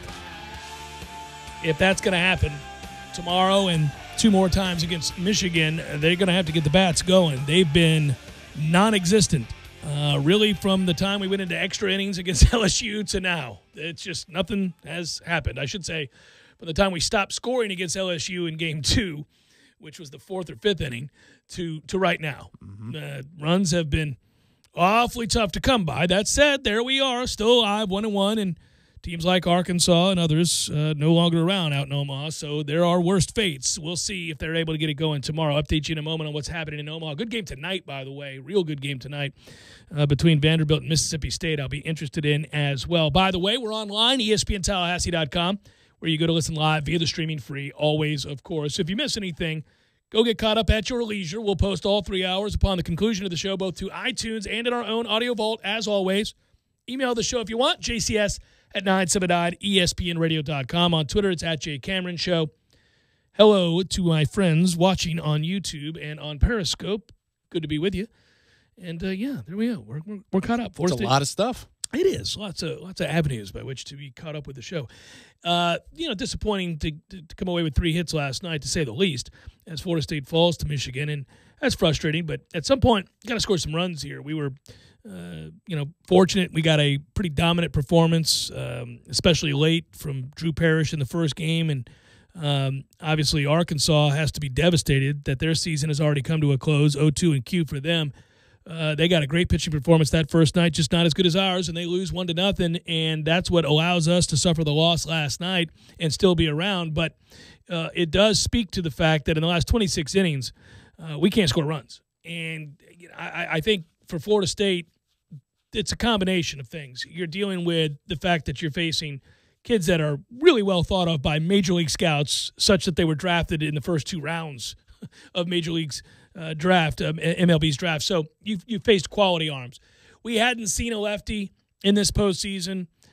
You always worried about that. We're lefty heavy. The quality and the power is from the left side, so you worry a little bit about that. And, obviously, save for Salvatore, has just been consistently good all along. We're not getting much from the bottom. Matthew Nelson's the exception, but we don't. You don't expect much from those other guys, and now you're not getting anything from your power guys right now either. Mendoza looks a little lost at the plate, swinging through pitches he should hit. We're trying to pull the ball, in my estimation, instead of going the other way. I think teams have caught on. You got to pitch us away. I think we're going to have to try to drive the ball the other way and force them to change and recalibrate what they can do with their approach pitching. It's easier said than done when you're facing quality arms. But Florida State at this juncture, while we're frustrated about the loss last night, they had a chance to be in control of their destiny here. Now Michigan is. That's frustrating. You're not out of it yet, though. Obviously, if you can get this win tomorrow, you can still roll back out there your top 2 guys and have a chance to get into the magical 2 out of 3 for a chance to win a national title. Yeah, the frustrating thing last night is they are working the count, and they are long at bat after long at bat against CJ. Pitches, not even 5 innings. And his breaking stuff was outstanding. It's just his fastball was not nearly as good as it usually is. But, both of his breaking pitches at the different speeds, low 80s and high 70s, oh, my God, they just fall off the table. But the problem is they could spit on it because the fastball was not their velocity or location the way that we're used to seeing. And then the other frustrating thing is, how many single-digit pitch innings did Henry have for them? And that should be noted, too, because usually we're hated on for our approach of being too passive. But we tried to ambush this kid, and I think the numbers must have said that, but the approach was just kind of wacky. And it seemed like when we put it in play, we put it into the teeth of their shift or their shading. And when they put it in play, even though they struck out 17 times in this game, but when they put it in play, it seemed to be where we weren't, against our shift to the open areas of the field. Baseball's a funny game. They scouted us really well. And then those guys, obviously were in the right place at the right time. I would also say that, you talk about location, fastball, you can locate his fastball, and that really hurts you because some of those balls are stung. So, we'll see. Texas Tech, I got to imagine we're going to see somebody who's not nearly as dominant, whose stuff isn't as dominant. I don't know if the hangover right now with these bats are going to continue either way, because when we go through stretches, we are a feast and famine team. We've talked about it all season long. When they're going right, they put up a lot of runs, and we all wonder where it's been. And then they go south again, and you think you're never going to score again. So we're a weird team. Weird that we're in a funk hitting, and yet there we are still out in the College World Series at 1-1. Yeah, look at the Louisville series that concluded the regular season. Yeah, get pasted, then do a pasting, and then get pasted. Yeah, exactly. Yeah. Double-digit runs, and then you can hardly score any of the other two games. Hopefully we come out of it and snap out of it against Texas Tech. I don't know that you got to swing your way all the way into the best-of-3 series, but I think tomorrow would be one of those games where you probably need at least 4, maybe more likely 5 or 6 to get the job done. Yeah, and you're trying to win it all. I mean, you're on a magical run, so it's not about staying alive another day just to be proud. I'm already proud of this team. This particular team has done more than we really thought they were capable of given the season they had. It wasn't a good season. We were lucky to be in LSU for that walk-off moment. That's something I'm going to take with me for the rest of my life as a sports fan. Yeah. No, listen, they've already overachieved when you consider the weaknesses and the season that they had. This was not expected. I don't like to get out there and lose. Nobody does. I'd love to see them win it all, but only one team can, and so I get all of that. And it's not a loser's mentality. There are years where we've been the number 1 seed and we've had the best team and the most amount of players drafted, and I thought, okay, let's go win it. This isn't one of those teams. This team is a little something different. It's overachieved, to say the least. And our pitching right now is exceptional. It's given us a chance to be undefeated out there. So when I say, what I want to see tomorrow, well, it starts with a win. Everybody wants to see that. But I need to see signs that they're taking that step towards where maybe they could win it. And the only way that happens is if we see a more consistent approach at the plate up and down this lineup, and we come back around to what we saw, a little bit of what we saw in Athens, certainly what we saw at the end of the year against NC State, just a better and more consistent bottom of the order instead of automatic outs. I need my power guys up at the top of that lineup. 2, 3, 4, and 5 hitters have got to show me more confidence and the ability to adjust at-bat to at-bat. We're not seeing that right now. Whole lot of just go for it all and all or nothing approach. And it's just not going to work in a cavernous ballpark where even if you square one up, you're not real sure that's getting out of the ballpark. So, the mindset has to be an awful lot about stringing together hits. We're kind of not known for that given how much swing and miss we have in this lineup. And how good the pitching has been, we can't really walk our way into position either. There was one point, I remember watching the extended highlights of Michigan's first game, and they noted in those highlights that the catcher had the most pass balls in the Big Ten. It was like 20 on the season. That's a lot. And I thought, we get a guy on first, like, all right, 3 pass balls. Let's go. We need 3 pass balls because I don't know that we're putting a rally together. Yeah, that's what it felt. Or, swing and strike, wild pitch, and 3 pass balls. It felt fruitless. It felt like hopeless at times last night. 1 run felt like 5 and 2 felt like 10. But even still, you're only a couple swings away in any one of these games. Look at all of them up to, the first game today. I don't know if that's going to be a close finish or not, but no game has been decided by 3 or more runs out in Omaha yet. It's currently delayed, that game of which you speak. Louisville is leading despite only mustering 3 hits right now against Auburn. They are up 4-1, 2 errors committed by Auburn in that game. Fitzgerald hits his 8th home run of the season for Louisville. They lead 4-1 again, despite being 3 hit currently. They're in the middle innings there. I think it's the 5th and delayed with weather there. So we'll follow that one. Tonight's the game that I think if you're really into this postseason and you've enjoyed watching these teams and you recognize the amount of talent that both Vanderbilt and Mississippi State have, I would argue Vanderbilt's probably the best team out there right now that we've seen. 55-11 also makes that point pretty clear. Yeah, they got a chance at freaking 60 wins. Good Lord. It's like they win 5 out of every 6 games or something. They are really, really good, and they'll take on Mississippi State, who scored 4 in the 9th because Auburn's kid decided, wee, and throw that into next week, and my goodness gracious, that'll hurt your feelings. I watched it. I stayed up. I said, well, weird stuff happens in college baseball. Well, I saw it on a muted TV where I was off in the distance, and I couldn't tell the circumstance because I was at a distance, and I looked, and I was like, did that kid just lose the game? Did they just throw this inning away and lose in the bottom? Oh, okay. Yeah, tied it, but, you know. Yeah. And then, unfortunately for them, is the winning hit is like a little chopper up the middle. It goes off the pitcher's glove. And I think the shortstop would have cut it and been able to throw to first in time to send it to extra innings. But, of course, the pitcher catches a piece. And that's a really frustrating thing at any level of watching baseball. It's like, should you – like with Parrish, it worked for us. Think about all the bounces, in fact, in Saturday's game that went our way. There's one that goes off the bare hand of Parrish, and he makes the throw to first in just enough time. And think about the bobble. That's the first out of the 9th inning. Yeah, that's a big one, too, by the way. Yeah, that's a bobble. It comes out of the glove, and it lands basically in the palm of his hand in a ready position to throw the baseball. Good composure, by the way, because he throws a dart. Yes, he does. It's, woo. But there were quite a few bounces that went our way to get that first game done, and it's just that's the way it works. Sometimes you shoot yourself in the foot, and sometimes you get a break here or there. Kind of a well-deserved break because Florida State has been on the wrong end of strange bounces and odd occurrences in the College World Series more times than I can count. So anytime they get a benefit, I think, okay, well, you still owe us. Still owe us. There could be 10 more of these because I can count some major moments of unjust unluck, if you will, out in Omaha over the years for Florida State. Yeah, you're right. They also made some great pitches when they had to make them, and I know you're not saying they didn't.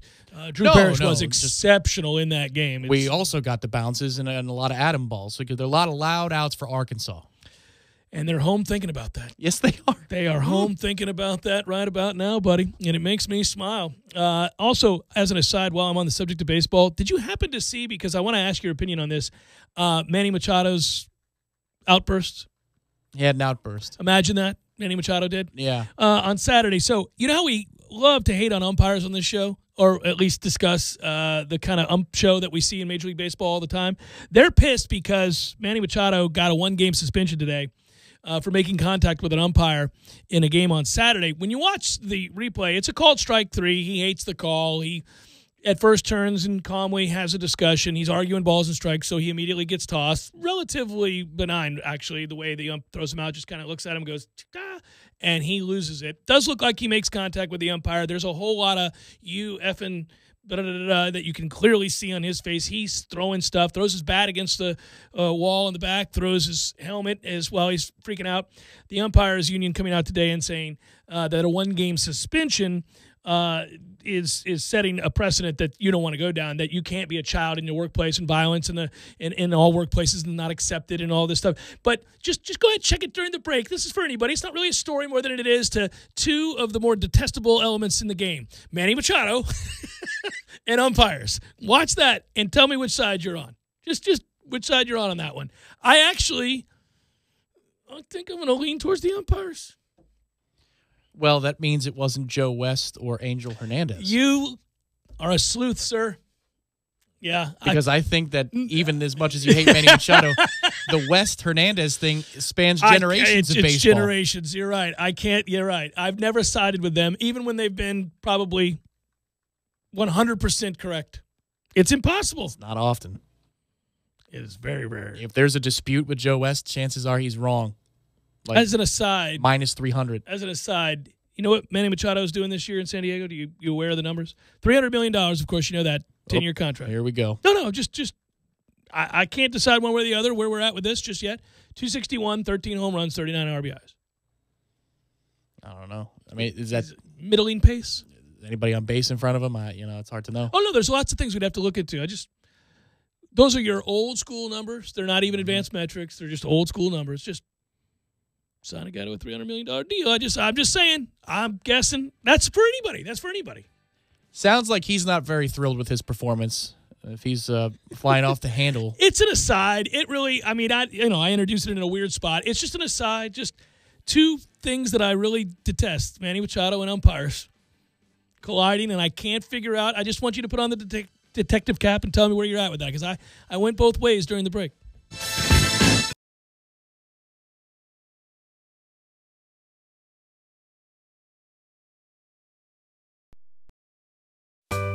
Sorry, boys, I did not have time to pack.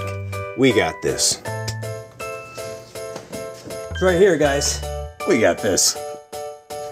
I thought I could handle it. We got this. Moving doesn't have to be a hassle. Call us first at 2 Men and a Truck. No matter the move, home or business, we'll make it a smooth one. I forgot something. We got this.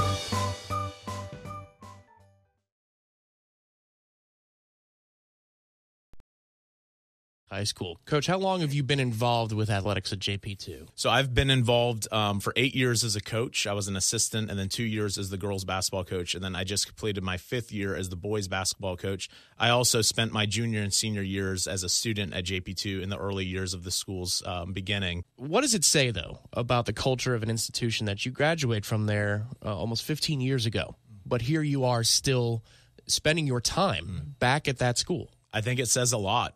The fact that, my wife didn't graduate from JP2, but we both felt drawn back to help in some way. And we weren't even living in Tallahassee. And we always had this thought of, man, it would be so neat if I could go back and help in some way. And when I was named the coach 5 years ago, it was very special, and people thought I was crazy when I said in 5 years we're going to win a state championship. Maybe even I thought I was a little crazy, and it was just so cool to see the program develop over these last 5 years. And we've seen that in many of the sports at JP2. We have so many committed coaches, so many committed teachers that really lay it all on the line day in and day out to try to provide a great atmosphere and a lifelong positive experience for these students in their high school years. Coach, thanks for your time. For more information about athletics, academics, student life, visit sjpiichs.org for St. John Paul II Catholic High School. Thursdays are Friday Eve, and that's a reason to celebrate. No matter what you're looking for, they've got you covered every Thursday down in College Town. Centrale offers 50% off select pizzas all day, every Thursday. Or you can stop by Township for Taco Thursday. $2 house tacos, $2. Madison Social offers the social agreement. You and a buddy can split one order of wings, 2 Madso burgers, 2 bourbons, 2 proof Madison Socials, all for just $40. See what they did there? And don't worry about parking. Plenty of spaces available in the parking deck or surrounding lots. Check out all the Thursday College Town deals right now on ThursdaysInCollegetown.com. And we're back with another edition of Spring Cleaning. Today, we want to know how you save energy, water, and money during the warmer season. Caller, you're on the air. What do you do to save energy? With the warmer temperature, I know my AC is working overtime, so I make sure to replace my AC filter once a month. Excellent suggestion. Next caller, you're on the air. Well, the city of Tallahassee recommends that I take advantage of their grants and loans to get more insulation in my attic. That's really going to keep my cooling costs down. These are some great suggestions. There are lots of ways to save. Caller, you're on the air. I reduce energy for water heating by lowering my water heater temperature and installing low-flow shower heads. We have time for one more caller. What do you have for us? I make sure to use my programmable thermostat to regulate the temperature in my home when I'm away. Thank you, caller. That's all the time we have today. The City of Tallahassee Utilities would like to help you save as much energy as you can and save money while you're at it. Visit talgov.com for more information and start saving energy today. Tallahassee loves the corner pocket as much as a crystal ball winning catch. He's looking, he lost it to the end zone. It's Benjamin! Touchdown! With 13 seconds left. The 97.9 ESPN radio special is a must-have every Monday and Wednesday at the corner pocket. 10 mouth-watering wings, a fresh side of fries, and a chilled domestic pint of beer are just $9.79 all day long. Be sure and try the fish blend of sauces, a true wing eater's favorite. The Corner Pocket Bar and Grill. He's gone! Home of Trivia Tuesday, Beer Bingo Thursday, and the daily $7.99 lunch special. Hendrick. We're celebrating the Hendrick Summer Sales Event at Dale Earnhardt Jr. Buick GMC with huge savings on the hottest models, like the 2019 GMC Sierra 1500 truck, up to $12,000 off MSRP. Over 71 to choose from, just in time for summer. We are professional grade. Come see us on Capitol Circle Northeast under the giant American flag, or visit DaleJuniorGMC.com. Not all vehicles will qualify for maximum discount. Must finance with GM Financial. Plus tax, title, license, dealer installed options, and dealer admin charge. See dealer for details. Not a big summer guy. Too hot. Not a big winter guy either. Too cold. My favorite season? Safety season. Because it's every season. 24/7, 365. For all things safety, I trust Grainger. Grainger's safety experts have the safety solutions and expertise to help keep your facility safe and your people safer all year long. Seasons may change, but Grainger's always got your back. Call clickgrainger.com or stop by for all things safety. Grainger, for the ones who get it done. This is the Jeff Cameron Show on 97.9 ESPN Radio.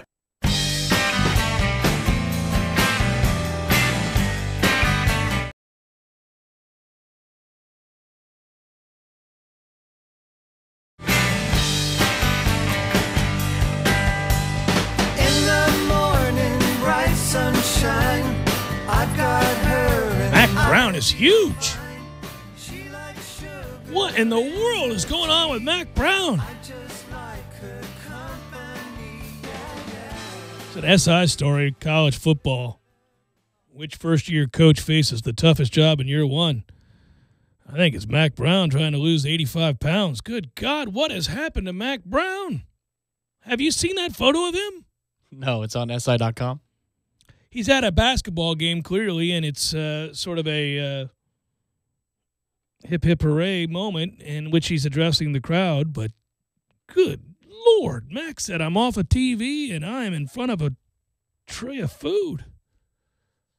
Look at that. Are you looking at that picture? I got to find it's good God, man. NCAA football section, I am assuming. Yeah. Well, the question is an interesting one anyhow. Which first-year coach faces the toughest job in year one? But look at the guy in the background behind Mack Brown. He's eyeing that belly. He's like, look, he is asking. He's asking himself, what has Mack been doing? I'm not laughing necessarily at Mack. That guy's eyes, though. He's like locked in. He's like, man, all right, Mack. Well, and the guy whose picture gets cut off on the left side is also staring at Mack's belly. Look at that. He's like, what is going on here? They're all in awe. Yeah, that guy's like, Mack cut me in the food line. I don't like him very much. We hired this ancient man to come in here and lead the way, and he is thinking about food. They, meaning SI, asked their staff, who was in the best position to make an immediate impact in 2019, and also which team's hype train needs to be tempered a bit. And this is the stuff you do in the offseason. I get it. I thought, by the way, and we did talk about it at the time, that Jeff Collins was a great hire at Georgia Tech. But anyhow, I'm going through all these different guys and trying to.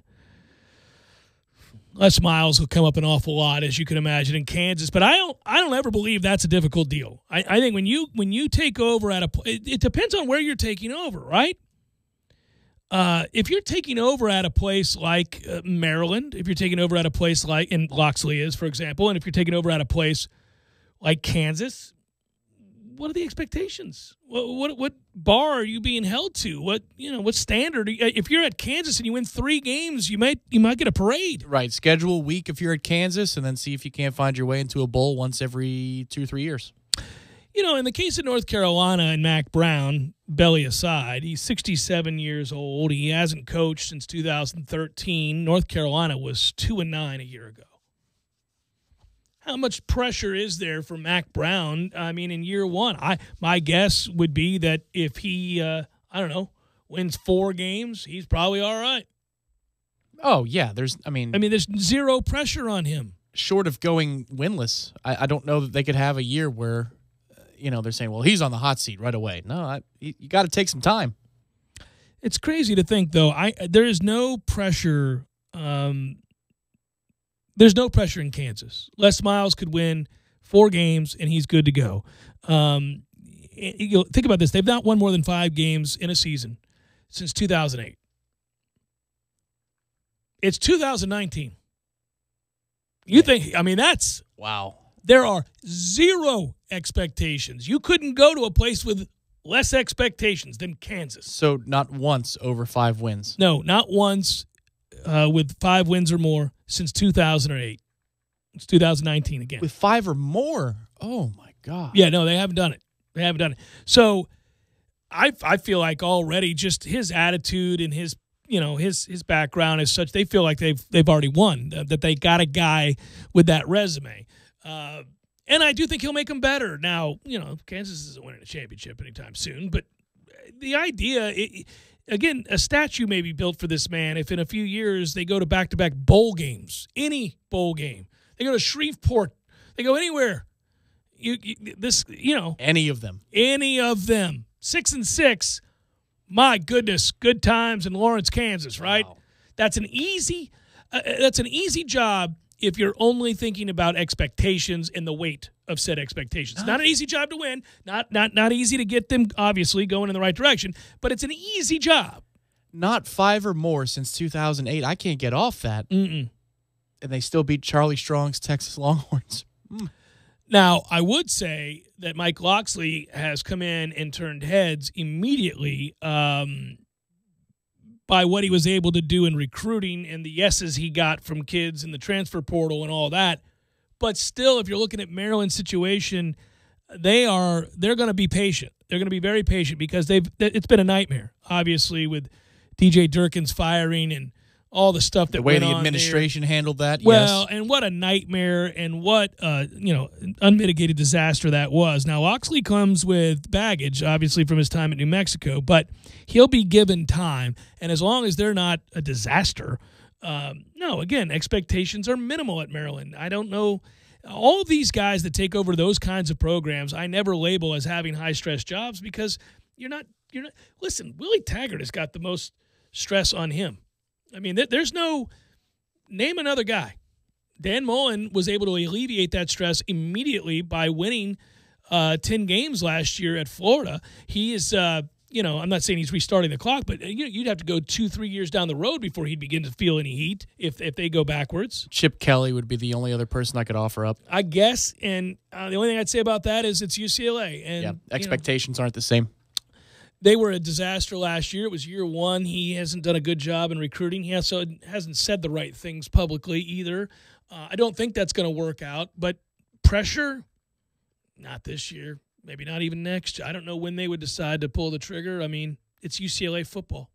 Well, it sounds like, though, and oddly enough, I saw that Warchant got the contract details for Ron Dugans for this year. They requested it a while back, apparently, and it finally came through. So he's making $200K this year as our wide receiver coach because Miami's still paying him. So yes, we get him on the cheap for a year. Then I think it's $4.25 he bumps up to for next year. But I think from the outside looking in, this offense should be plug and play with the new coaches you've hired if you're Willie. Doesn't mean that they're going to be good because the offensive line has to get a whole lot better. But in terms of day-to-day operations, Willie can guide the vision, but then it's plug and play. These guys are in here to handle the business over there. Mm-hmm. So there's really not as much pressure on that unless things start failing. But, I mean, everywhere Kendall's gone and Clemens has been with him, things have worked out better than when they walked in the door. And then on the defensive side is probably where he actually feels the pressure because you got to get that right. That's got to get fixed. You can't get run over. And maybe the linebacking core will be better this year, but pass rush, figuring all that out. Worse. Well, figuring all that out between pass rush, 3-4-4-3, all those questions, I think that's probably where more pressure is than on the offensive side of the ball. The hardest part is, first of all, at a place like this, the expectations aren't to just make a bowl or to be decent. It's to compete for national titles. We've thrown our hat in the ring a long time ago. So the investment in football is different here than it is at Kansas, the aforementioned Maryland and North Carolina jobs. So immediately, by definition, you come in here, you got a shorter period of time with which to get things right. But what hurt him a year ago, and I've said this over and over, you would think on the surface it was the record. It wasn't the record. It's the way we looked at the end of the season, as if nothing had gotten any better, as if nothing had improved from the first game to the last game. That by and large, the stuff off the field led to the disaster on it, so it spoke to disorganization. And those are the whispers that follow you into a season like this, which is, have you figured out how to operate at a program whose expectations are very different than, say, Western Kentucky, USF, and Oregon even, whose expectations are to be elite and who are obviously now watching very closely. You don't have a lot of grace period. Fair or unfair, that's the reality here, and you certainly lose what goodwill you brought with you when you took over the job and said all the right things and certainly won the PR battles when you look as bad as we looked a year ago. Even by educated fans who understand you inherited a nightmare, your benefit of the doubt is gone with the campaign we saw run a year ago. So this isn't about winning 10 games this year. It's about looking like you know what you're doing. Whether that's 8 wins, 9 wins, 7 wins, 10 wins, whatever that is, you got to look like you know what you're doing. I think we will get the answer to that question before we learn if Jordan Travis' transfer request has been accepted or denied and his eligibility is granted. I hadn't thought about this. We still don't know that? Still don't know it. I know the... We're going to make it into July, partner. We may make it to the start of the season at this point. Like, oh, yeah, sorry. We forgot you requested an answer on that. Camp's over. We've already made the decisions, and they said, he's good to go. Did we tell you? Yeah. We could have told you that weeks ago. Forgot to do it. No, actually, it's weird. I just never need to see him on the field this year. I just need to know that our guy is being kept upright enough to survive a season. Mm-hmm. The requisite toughness is there. The attitude is there. Size isn't necessarily there. Can't take the kind of beating that DeAndre Francois took. If you had like toughness units per pounds and that was a ratio, man, yeah. He's off the charts. He's the best in the country. Yeah, he's a champion. Jeff Cameron Show, 97.9 ESPN Radio.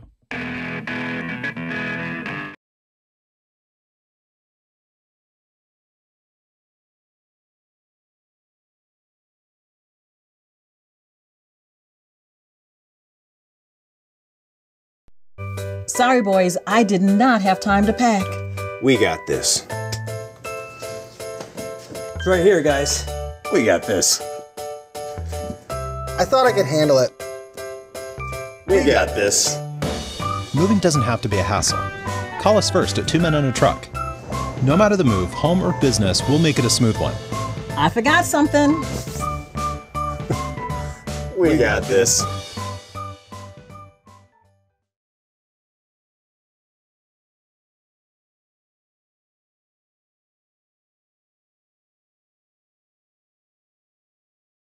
Will return from biceps, shoulder, and calf injuries, and fellow slugger Aaron Judge, of course, expected to return from an oblique strain in the next few days. Astros manager A.J. Hinch told MLB Network on SiriusXM that second baseman Jose Altuve could be activated as soon as tomorrow. He's been out with a strained left hamstring for more than a month.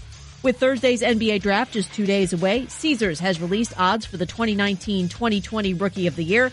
The overwhelming favorite, of course, expected first overall pick Zion Williamson at 2-9. Next, John Morant and R.J. Barrett. Like Williamson and Barrett will have an immediate impact in year one, believes ESPN NBA draft analyst Mike Schmitz. You could argue that he's the most polished prospect in the draft. Averaged 23, 8, and 4 at 18 years old. That's something we've never seen done in college basketball at that age. He has positional size. He's physical. He can play pick and roll. He can score at all three levels. He's really what you're looking for in terms of a modern shot creator. ESPN's Jonathan Gavoni reporting the Knicks declined a recent trade offer that would have sent the third overall pick to the Hawks in exchange for 8 and 10. Atlanta's been aggressively exploring trade scenarios where it would package numbers 8 and 10 to move up, but New York not interested at this point in moving down to acquire the Hawks' current picks.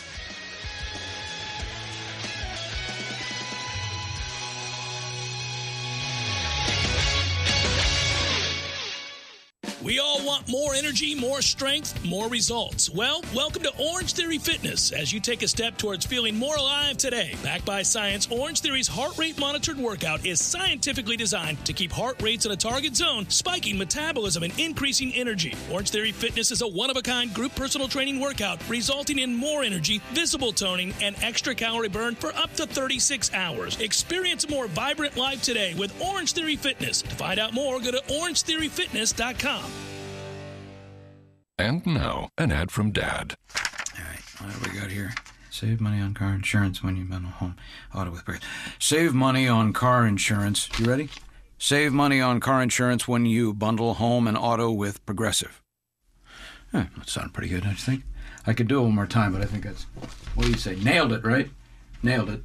Progressive can't save you from becoming your parents, but we can save you money when you bundle home and auto. Progressive Casualty Insurance Company, affiliates, and other insurers. Discounts not available in all states or situations. Cigars of Tally is your one-stop shop for everything cigars. With 2 convenient locations, Cigars of Tally is here to serve you. The 1401 Market Street location is right off I-10 and great for travelers and after-work stops. The Midtown location, Cigars of Tally Lounge and Bar at 926 North Monroe Street, is great for those winding down from a long day. With the largest humidor in town, affordable cigar lockers, a large covered patio, and private conference rooms, there's something for everyone to enjoy. Cigars of Tally, open 7 days a week. Need cigars? Get your ash in here.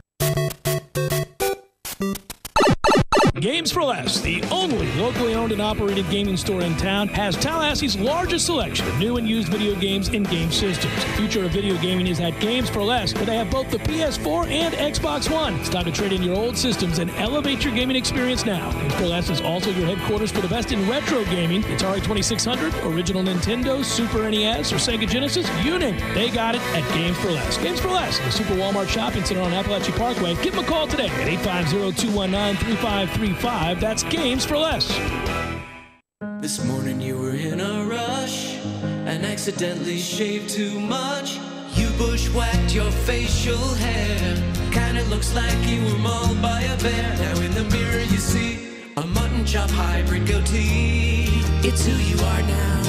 When your morning is hell, just go to Taco Bell. And try the $1 grilled breakfast burrito with fluffy eggs and crispy bacon wrapped in a warm tortilla. Only at Taco Bell. At participating stores for limited time during breakfast hours. Prices may vary. Tax extra. Not a big summer guy. Too hot. Not a big winter guy either. Too cold. My favorite season? Safety season. Because it's every season. 24/7, 365. For all things safety, I trust Grainger. Grainger's safety experts have the safety solutions and expertise to help keep your facility safe and your people safer all year long. Seasons may change, but Grainger's always got your back. Call clickgrainger.com or stop by for all things safety. Grainger, for the ones who get it done. Barry knows cool, he's keeping you comfortable. Barry knows cool, you can put him to the test. Barry knows heating and air conditioning, keeping you comfortable is what Barry does best. Deciding whether or not to fix something that has worked well for a long time can be a tough choice. When you turn to the experts at Carrier and Barano Heating and Air, we'll help you decide on whether to repair your existing system or consider new energy-efficient options. Book your repair or service appointment online in under a minute at baranoac.com. Now you can quickly and easily schedule an appointment, purchase or renew your service agreement, or pay your bill from your mobile device. This summer, turn to the experts at Carrier. Learn more about great rebates and 0% financing for up to 60 months online at baranoac.com. Florida license number CAC 1816186. Barry no heating and air conditioning. Broadcasting live from the Tallahassee Dodge, Chrysler, Jeep, Ram, Fiat studios in the capital city of Tallahassee. This is the Jeff Cameron Show, brought to you by Cornerstone Tool and Fastener on 97.9 ESPN Radio.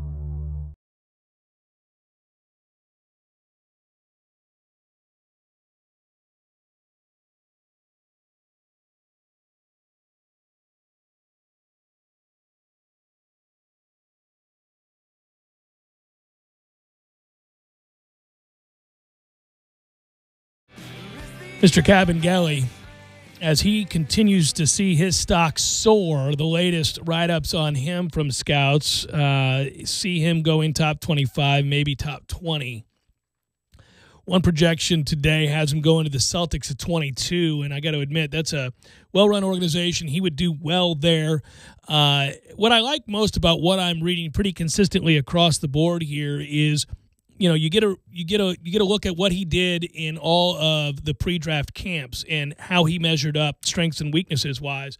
They talk about, you know, how much he grew at Florida State, both physically and mentally, in his body type. But he measured at the combine in terms of length, 7'3" with the reach, 9.5 bulk, 256 pounds. So they look at him as a very mobile and long, big man, able to put on size, but still play both on the perimeter and down low because of that added strength and good footwork. They talked about he's a skilled offensive player with scoring instincts. He made 37% of his three-point shots in college, 76% of his free throws.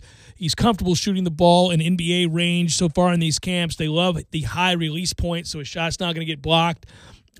He has clean mechanics. They continue to talk about that. He's got nice touch in the post with good footwork to boot.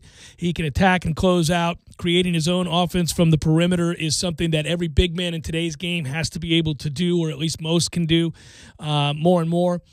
He shows the ability to switch on pick and rolls because he moves his feet so well. They talked about that a lot, areas in which they want to see him improve, and this cracked me up because I had forgotten about this, and I remember seeing a stat similar to this. I didn't know this was the final stat, but he's a bit of a, quote, black hole offensively. If you give him the ball, you may not see it again. He had 11 assists in 800 minutes. If you pass the ball to him, don't expect to ever get it back, my man. Yeah, it's going up. You're more likely to get an offensive board than you are an assist. Attack the rim because it's going up, baby. I cracked up. I didn't realize it was that kind of disparity. He had 11 assists in 800 minutes. I go. I'm gonna pull up his how many attempts he took from the field. Oh, that is just funny. There aren't too many. Check marks in the category of negatives when they were talking about what they project him as at the next level. He's projected to be a scoring center who plays both in small and big lineups. Yeah, he attempted 327 field goals, and he had 11 assists, only 48 turnovers. So while the assist-to-turnover ratio doesn't look good, because his assist total is so damn low, it's actually not all that bad. I'm going to love that stat forever. 11 assists in 800 minutes. 327 shots from the field. You think they ever were like, hey, listen, when you're doubled, it's all right to pass. It does mean somebody else is open. If you discount the free throws by, you put them at half, that's 417, essentially, attackings of the rim or shots from the floor. And you've got 11 dimes. Yeah. Fiondu is... look, the only negative that they talk about with him is the fact that, he's 22 years old. This also speaks to why he declared. And you talk about how occasionally you can look at that as a limited upside at that age, that he's not going to get that much better. But remember, he came off the bench for us, and all he did was get better and better in his time here. He did redshirt here. PJ Savoy had more assists. PJ Savoy did. He had 18. By the way, that 7'3" wingspan that I just alluded to? Yep. And, I don't expect people driving around to go, well, that's great or terrible or what is that? Karl Anthony Towns is 6'11", nearly 7 feet tall, and he has a wingspan of 7'3". So Kabengele is at 6'10" and a quarter inch there with a 7'3" wingspan, same as Jokic. Yeah, in the NBA, so he's got the requisite length. I just feel like he's destined to be a player, not a star, but like a piece to the puzzle on an NBA roster for a long time. Just everything about his game fits the way the NBA is played now. He can hit shots from different distances. He's got the ability to attack the rim. He's a good free throw shooter, corner threes or in transition threes. He's got that. And he can block the basketball. He has the instinct to get around the rim. Obiagu had that. That's why it stung when he left. It's a skill. Mm-hmm. It's an art form, and he's got it down. He's not just by default blocking shots because he's 7'4". He's doing it with aggressiveness and timing. So for me, I think he's going to be somebody who's on a roster for 10 years as long as he stays healthy. Well, and I think the biggest thing when you get to this point and you're drafting somewhere in the middle of the first round as opposed to the surefire outstanding athlete, superstar scorer in college, can't miss prospect as much as you can project people as can't miss. When you're drafting 15 to 30 somewhere in, you better find a guy that has gotten progressively better in each of the last 2 years. So his projection is that he's rising. He's not leveled out to, he's not the player that he's going to be right here, right now, 7 years from now. He can get better. I want to see that.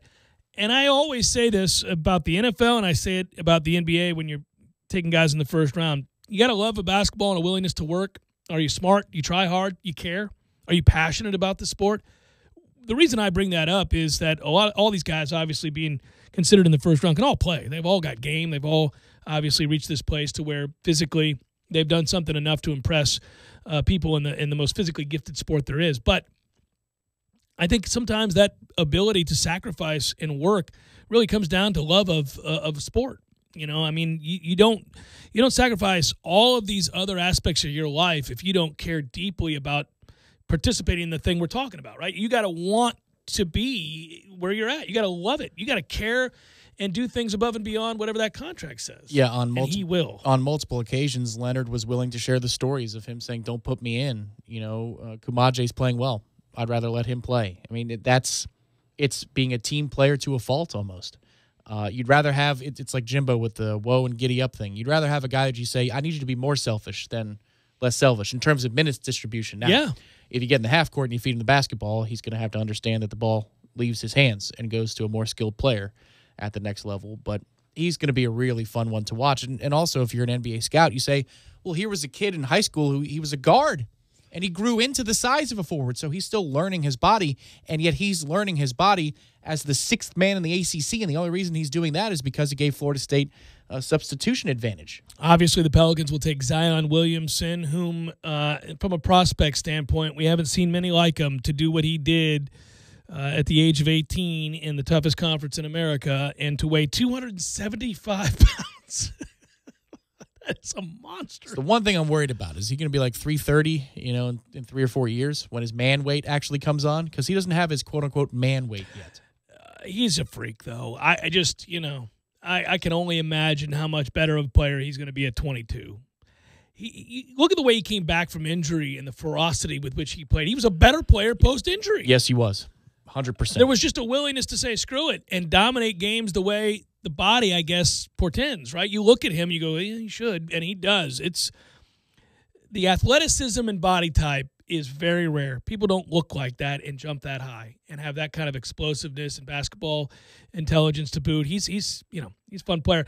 I think the questions surrounding him, when we're speculative about what a player is going to be 4 or 5 years, any organization would just be foolish not to take what we saw with the raw materials and the competitiveness and the productivity and everything he did in college in 1 year and not say, well, he's got to be our pick. So he is, and we'll see. It'd be more shocking if he didn't make it. I think the bigger questions surround guys that are sleight of built, guys like Ja Morant, who will likely go too, who you saw can get his own shot, is electrifying and a lot of fun when things are going well. Obviously, we shut his ass down and dominated him and his team. But that said, he's 165 pounds. It's a man's game. I mean, well, it's kind of like you can beat him up. If you've got Drew Brees or Russell Wilson or maybe Baker Mayfield to fall back on, Kyler Murray doesn't sound like such a bad pick. If you've got Steph Curry to work with and he was considered to be nothing, like, a project at best, you can look at him and say, all right, that body can survive at this level, and he does have an unbelievable ability to see the court, so it's worth it at 2. Yeah, and it's a guards league, so you're at a place now where these guys, right. Yeah, you're absolutely right. I will be interested to see what R.J. Barrett does. If he goes to the Knicks, he will, in all likelihood. You're talking about a guy who broke a Duke and ACC freshman scoring record. I think he gets overlooked because of what happened. After that, there's a guy that, comes to that team who was already internet famous, who was already a YouTube superstar, you know? Yeah, I think he, obviously it wasn't the year that people thought, and Zion stole the headlines even more than was expected. But if you got a top 3 pick in this year's lottery, you're doing some things. There are some other good players in the first round. I mean, Fiondu's one of them. I think Kobe White's another good player. There's some good wing players also that you could probably get around 10. But if you got that top 3, I think Barrett is going to be a really good player, especially if Kevin Durant plays for the Knicks after his Achilles heals in about 2 years. Kobe White, by the way, and I got the joke, but Kobe White, by the way, is a star based on his hair. If nothing more, he has to be a star. Oh, okay. I thought you meant that he's not actually good. Oh, he's awesome. Yeah, that's a given. He's a freak. Yeah, and he's 6'5". He looks smaller than that at North Carolina because everybody was huge. Yep. But no, he's 6'5". But that's awesome hair. I was always just envious. Maybe it's just me. I was like, look at all that hair. You can do so many things with that. I loved it. So that means you're jealous of Anthony Polite's hair too, because he's got the eraser going. Not as jealous, no. I would have the poofy dreads. That's what I mean. I'd have, if I could grow dreads, I'd have poofy dreads. Poofy dreads? Poofy, crazy, outlandish, like my hair would lead the way. How does that look? Poofy dreads? Well, Kobe had poofy dreads. He bunched them up. They were all kind of poofy. I got to go back and look at that. They're not as long. They're not weighted down. Like if you grow them past your shoulder, the weight just pulls them down. They're not poofy. He kept his like in a bun. They were bunched up. Poofy. I mean, well, yeah, that's how I would describe Poofy him. dreads. Poofy dreads. That's his new nickname, by the way. Oh, Poofy dreads got game. So when Millar comes on and you say the different players, you go Poofy dreads, and see what country he guesses. Do you like DeAndre Hunter a lot? I mean, we saw him at Virginia. We saw 6'8", 220. They couldn't stop talking about him, and I like DeAndre Hunter. I love him. I feel like he's going to come off the bench for the Pacers for the next 10 years. Like, I like Cam Reddish more. Yeah. Both 6'8". Yeah. You know, I like Cam Reddish more. So that's all I'm saying. I mean, he's projected to go 6, 7, or 8, so they're all in that same category. Yeah, I mean, he could be. Listen, when you get past RJ, you're like, that guy could work. That guy could work. I think, for me, Kobe White is somebody I think is absolutely going to work at the way the game is played now. But with some of the forwards, it's just a situation. It's funny about the NBA. It is so different than the NFL draft. I mean, when you sit down with friends to watch the NFL draft, almost every pick that goes in the first round, most people have a modicum of tape they've watched, or I don't mean tape as in their scouts, but game film that they've seen. Just they've watched the kid play a lot of times, unless you're like an unknown guard or something from a small school. Mm-hmm. The skill position players, the dynamic players that we're talking about atop the draft a lot of times, we've all seen them play an awful lot, and we have a cemented opinion about what they are or are not. The NBA draft, most years, unless that's your sport locked in, that's what you cover, you're watching guys that played at Virginia Tech and Gonzaga and all these other places. Most people, we get about pick 5, 6, just about done here. Yeah. I mean, literally, you can name guys that people didn't see play that are going to go in the top 10 in the NBA draft. Most of the times, that's not true in the NFL draft, I feel like. The exception being offensive linemen. Everybody still knew who Quentin Nelson was in Tallahassee. It's because they were flooded with information about Quentin's every move. Still pisses me off. Always will. He's going to go to the Hall of Fame. I'm going to be at that Hall of Fame ceremony in my Bucks jersey that says Nelson. That says Nelson.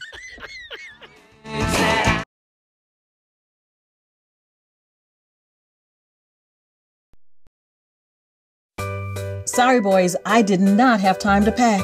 We got this. It's right here, guys. We got this. I thought I could handle it.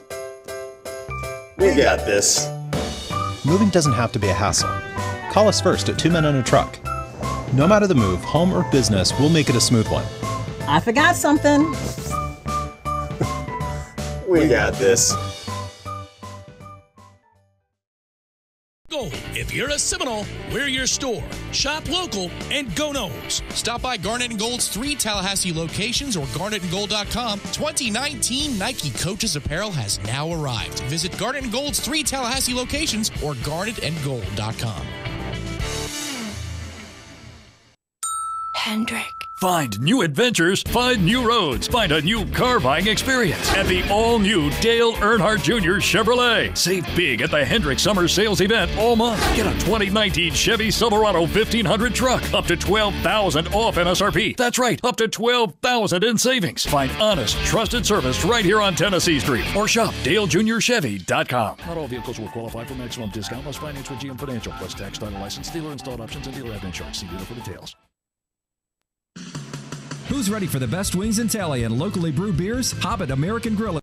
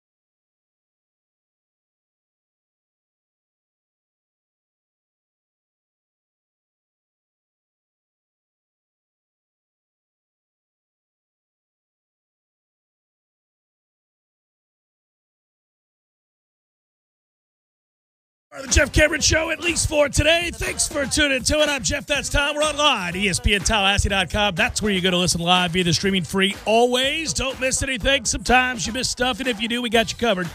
As we'll post all 3 hours upon the conclusion to iTunes and our own audio vault. Go find it, rate, review, tell your friends. Woohoo! Email us if you want. JCS at 979ESPNradio.com.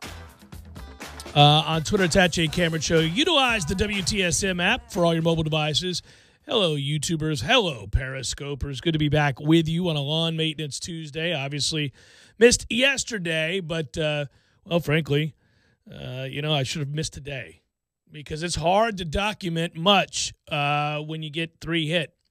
This is, Tom, you and I talked, and we talked about it earlier in the show, but if there was one thing when we left Baton Rouge, and we were obviously aglow with going up there to Alex Box and that environment and finding a team who had the toughness to win there and to come back in game 1 after being no hit for much of that game. And why do I bring that up? Well, we weren't really striking the cover off the ball post-Athens.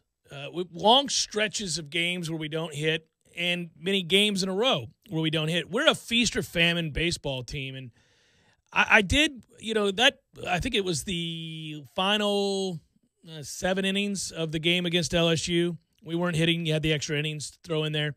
Obviously, you score only the 1 run against Arkansas, but you get an incredible pitching performance from Drew, and you're able to win that game 1-0, and you get 3 hit yesterday and shut out.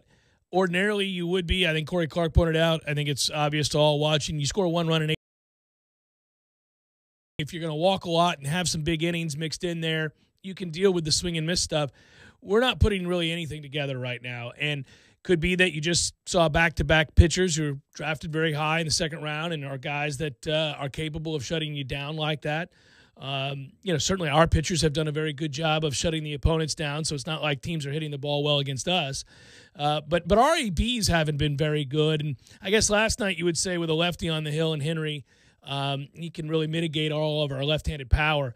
But Drew's not swinging it well at all. A lot of opportunities. I would argue that our guys are attempting to pull the ball out of the ballpark. And I think if you're going to play Florida State right now, you're going to pitch away. Last week we talked about this. I would pitch all of our lefties away and see if they were disciplined enough to try to go with the pitch and shoot it down the third baseline or out to left field. And we're pulling off everything. I don't see an approach that says opposite field. And I would think that in that ballpark, they've been told to go with the pitch from whence it came. That's. You're just not going to – even well-hit balls go to die out there. Now, obviously, the mistake by Van Eck in the first on the second pitch of the game is you can't make that pitch to a lefty. If you were to ask a left-handed hitter where he'd want the ball on a tee to try to hit it out of TD Ameritrade, that's where Van Eck missed.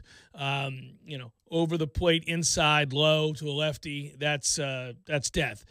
But most of the time, you're just not going to see guys square balls up and hit it that far out of the ballpark. We're certainly not doing that right now. So it's almost got to be a singles and doubles approach right now. And I would think going into the game tomorrow, that's exactly what they got to be thinking about. Well, the good news is it's a righty in all likelihood tomorrow that we're going to see from Texas Tech. And he's not a top 50 pick in the MLB draft, which is also nice. He's pitching to, the 4.40 ERA. For me, it's Athens. We were spot chance plays, and it played a little bit more fairly in the 2:00 game yesterday. They hit 4 home runs. The two teams combined for it in game 1 yesterday, but it was blown in. Again, broken record, but if you're already going to declare that the middle of your lineup is going to be lefty, lefty, lefty, and that's not – that's before Michigan declares which arm they're going with. I wouldn't do that. You probably could have matched up a little bit better, gotten JC a little higher in the order. But I think you can do that. His first at bat was a bunt right back to the pitcher. So what would that have helped? I don't know that. Listen, I just didn't feel it was weird. Obviously, you get caught up in the run, and you do pour on the runs in Athens. So it's not fair of me to make a blanket statement that not loving our approach at the plate, but I wasn't loving our approach. Georgia made terrible pitches repeatedly. They succumbed to the pressure, and we punished them. And the ballpark was playing easy, but we punished their mistakes. We did. But short of those two games, I haven't loved our approach. Now, I'm not going to nitpick here. We're further along than we thought this team had a right to be. They're still in the College World Series, and a team like Arkansas is home, and that team was consistently good all year long, and they must be thinking to themselves, damn, I hate this sport, because lots of teams go through that. It happens out there. So I'm not going to go over the top in my criticism. But you see it in the empty at-bats. You see it in the approach. You see it in the swing and miss. Drew got belt-high pitches.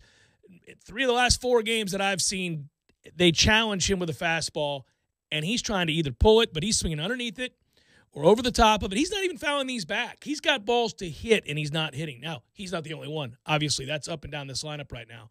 Yeah, but it hurts in the first inning because that was one of our best chances as it turned out, given that you get the leadoff double.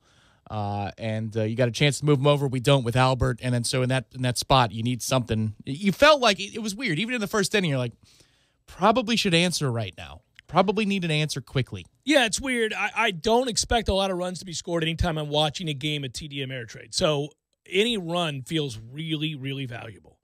And I know that there are exceptions and there are games where, 9-8 happens out there. But I'm telling you, by and large, you watch 3-1 with Vandy, and you watch these games, you feel like, man, every run is a precious commodity. You've got to find a way to get guys in when you have opportunities. The 2-out singles, things like that are huge. They're huge in general, but especially in a ballpark that just plays so big and it's difficult to score runs. We're a home run hitting team. And we don't string together 5 and 6 hits, 3 and 4 hits. It's hard to do. It's hard to do in general. That's why a lot of teams in Major League Baseball play for the 3-run homer, and the balls are flying out of the park in MLB right now. So it's working, but it's tough when you're going to have to put together 4 and 5 hits. I feel like the bottom of our lineup doesn't hit at all. The exception being Matthew Nelson, who's continuing to hit singles. He had a lot of good at-bats yesterday. He's actually having good. That young man is a future star. I'm just going to say it. He is. He's also really good defensively these days. Every one of his at-bats last night was a winner. Yeah. And that's where you go. I mean, it's always hindsight, but you're like, man, it would be nice to have that right-handed bat a little higher in the order. Well, but earlier in the year, you would have never said that. He's just and your better hitters at the top of this order have got to get on base, have got to start having better ABs. I thought Michigan's approach to Van Eck yesterday was really good. Obviously, they struck out a lot, but they ran the pitch count way up and got him out of there early. He was wild in the zone. He had a hard time locating his fastball. His fastball velocity was down, obviously, as well. That's the hard part. It was 93, 94 when we saw out in Louisiana. That sucker could get 97 if he wanted it to at any point. Yeah, it was down, but he didn't locate it either, so that's a deadly combination. He's lucky he didn't get hit harder, actually. You're out of the game in 4 1/3 or whatever it was, so that's a toughie. I thought he may have been tipping his pitches. I put that on Twitter. I was like, does it look like he's tipping something? Anybody else see something? And a couple people responded and talked about the fact that he may have had a blister, and they mentioned it in the pregame. But it just looked like they were on everything. And he has such a gulf in speeds between his breaking stuff and his fastball. Even if he's throwing 93, I mean, if he can counter that with 78 and you're fouling off everything, that just, to me, screams that maybe they saw something. Maybe they knew it was coming a little bit. I didn't realize it until afterwards. But thinking about 11 balls being put into play, just, the ball being hit, we got to do better than that. You'll see a guy foul off 6 pitches in an AB. If you have. They only put 10 in play. I know. I mean, listen, we're pitching. Ain't nobody blaming pitching over here. Well, and if you look at their offensive output and watching their game against Texas Tech on Saturday at 2:00, their 3-run rally was a whole bunch of nothing numbers. They hardly have scored a loud run. Unfortunately, they did so in the second pitch of the game last night. But offense is starving if you're just looking at the two dream teams, the 2 teams of destiny, if you will. So if you can get through tomorrow, I think it's doable. It's possible because it's not like Michigan is pounding the cover off the baseball. The College World Series as a whole has shown this. Vanderbilt had 5 hits against Louisville.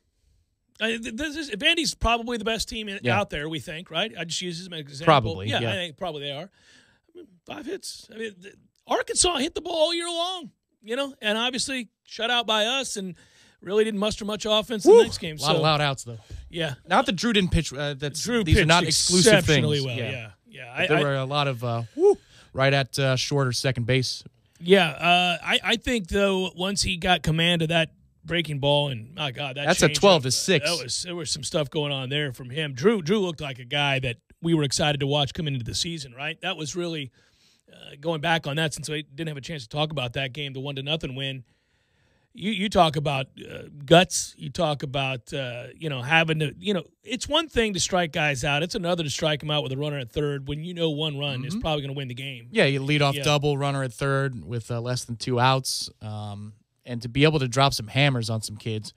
Because, I'm not a pitcher. I've never been a pitcher, but my dad was a pretty good one. And what he would say is with a breaking ball, you've got to commit all the way to it. Because if you don't, here comes the cement mixer, helicopter, whatever the hell you want to call it. And he dropped some 2 or 3 foot breaking curveballs in huge situations in that first game. And his two-seam was awesome, too. The movement on his fastball, it's only 90, 91. He got it to 93 in the 7th inning when he had to have it. But that break on his two-seam was massive, too. Nothing was a straight baseball for him, which is a key when you don't pitch in the mid to upper 90s. It's been so long since we won the first game out there that you were euphoric and you felt like, okay, maybe this unlikely run, it has some magic to it after all. I mean, we've scored 1 run there and you win the game against Arkansas. You would have thought you needed more than that. You get that performance and you're celebrating. But in truth, it also tempts you to forget a little bit about the inconsistencies of this team and really the foibles that held them down. I'm not going to complain. I'm not going to sit here. There are years where I'd be furious about the fact that we're not hitting the baseball at all, and I would really seriously question the approach. I can chalk this up to baseball. I can chalk this up to that cavernous ballpark. Nobody really is hitting right now. You're not seeing, there hasn't been one of these crazy games out there where you're like, well, they certainly find the ballpark favorable today. You're not really seeing that. So I'm not going to freak out. You know what? At the end of the day, you're playing a Texas Tech team who's, a good baseball team, but also going to be using a guy that you don't know if he's going to show up or not. Maybe he's a get-right guy for us. You don't know. Well, and when we get right, we get right. We tend to hammer people who make mistakes like that. Now, I do need upper crust of that lineup to, when they get something to work with, work it. That's, again, I hate to keep harping on Drew, but I feel like, to some extent I am, because he, I think, is emblematic of what we're watching when we get opportunities. Guys, I don't know if they're pulling off the ball. Sometimes, when you hit for power like they did in Athens, you can get home run happy. I don't know. That could very well be what has affected them there, where you get a pitch and you're trying to hit everything out of the ballpark. You really almost have to run into one by mistake. The kid from Michigan, I doubt, thought Van Eck was going to throw the ball there. They clearly came out with the idea to ambush. Clearly Michigan's approach was, this kid tries to get ahead early with his fastball. We're going to jump on it. We're going to swing right now. Picked a bad time to miss, middle in. It was a cookie. And he did something with it. That just shows, if you get one there, you can get it out of there. You can hit it out of that park. I think I had maybe 1/1000th, maybe 1/1,000,000th of a second of doubt where I say, well, it's a merit trade. Maybe it's not out. And then after that 1/1000th or 1,000,000th of a second, I said, no, that's 100% gone. Your brain calibrated how loud the sound was off the bat. And when you kind of go, well, that may leave the stadium. That ball is ass hammered. Okay. And then when they show the replay, he knew. He's like, a very dismissive bat flip. Yeah, he knew. He's like, well, my goodness, that is just not a competitive pitch, sir. It's the Jeff Cameron Show, 97.9 ESPN Radio.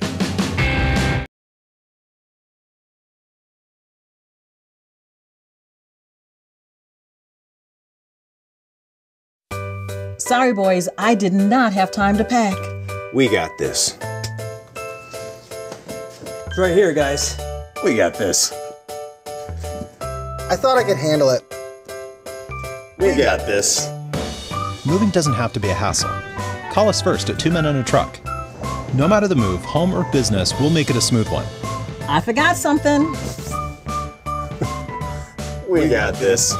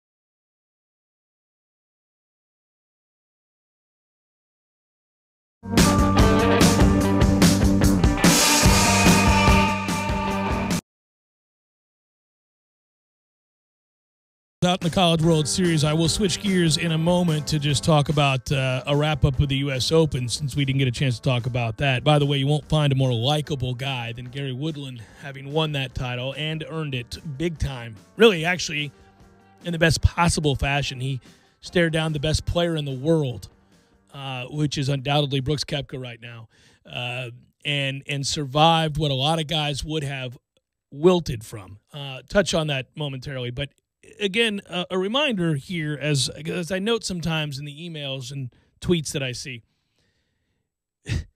we could be Arkansas, who were 1 out away, a foul ball last year, to win the College World Series, the elusive College World Series for Dave Van Horn. He hasn't been able to get, despite being a great coach and putting together a great program year in and year out. They have sort of pseudo-become Florida State from the 90s here, where they are expected to win one of these because they've got players up and down that roster that are going to go to the next level and have mashed all year long, and they've got frontline pitching and all those things. And, of course, they get eliminated by Texas Tech 5-4. And, you got to think about how heartbreaking it is. They got 2 runners on at the top of the 9th, couldn't push the tying run across. And just like that, they're out of the World Series. And people are going to say, well, maybe it's next year. Maybe you get back for a third consecutive years to Omaha. But we both know how hard that is to do these days. And a lot of times that window closes, and when it does, it's another 6-7 years that go by. He had a loaded team. He's still got a good team. But the reason I bring it up is we're the underdog. We're the surprise team. We're not a national seed. We're not like Arkansas, who was a national seed. We're not like Georgia, who was the 4 national seed that we pounded out of Athens.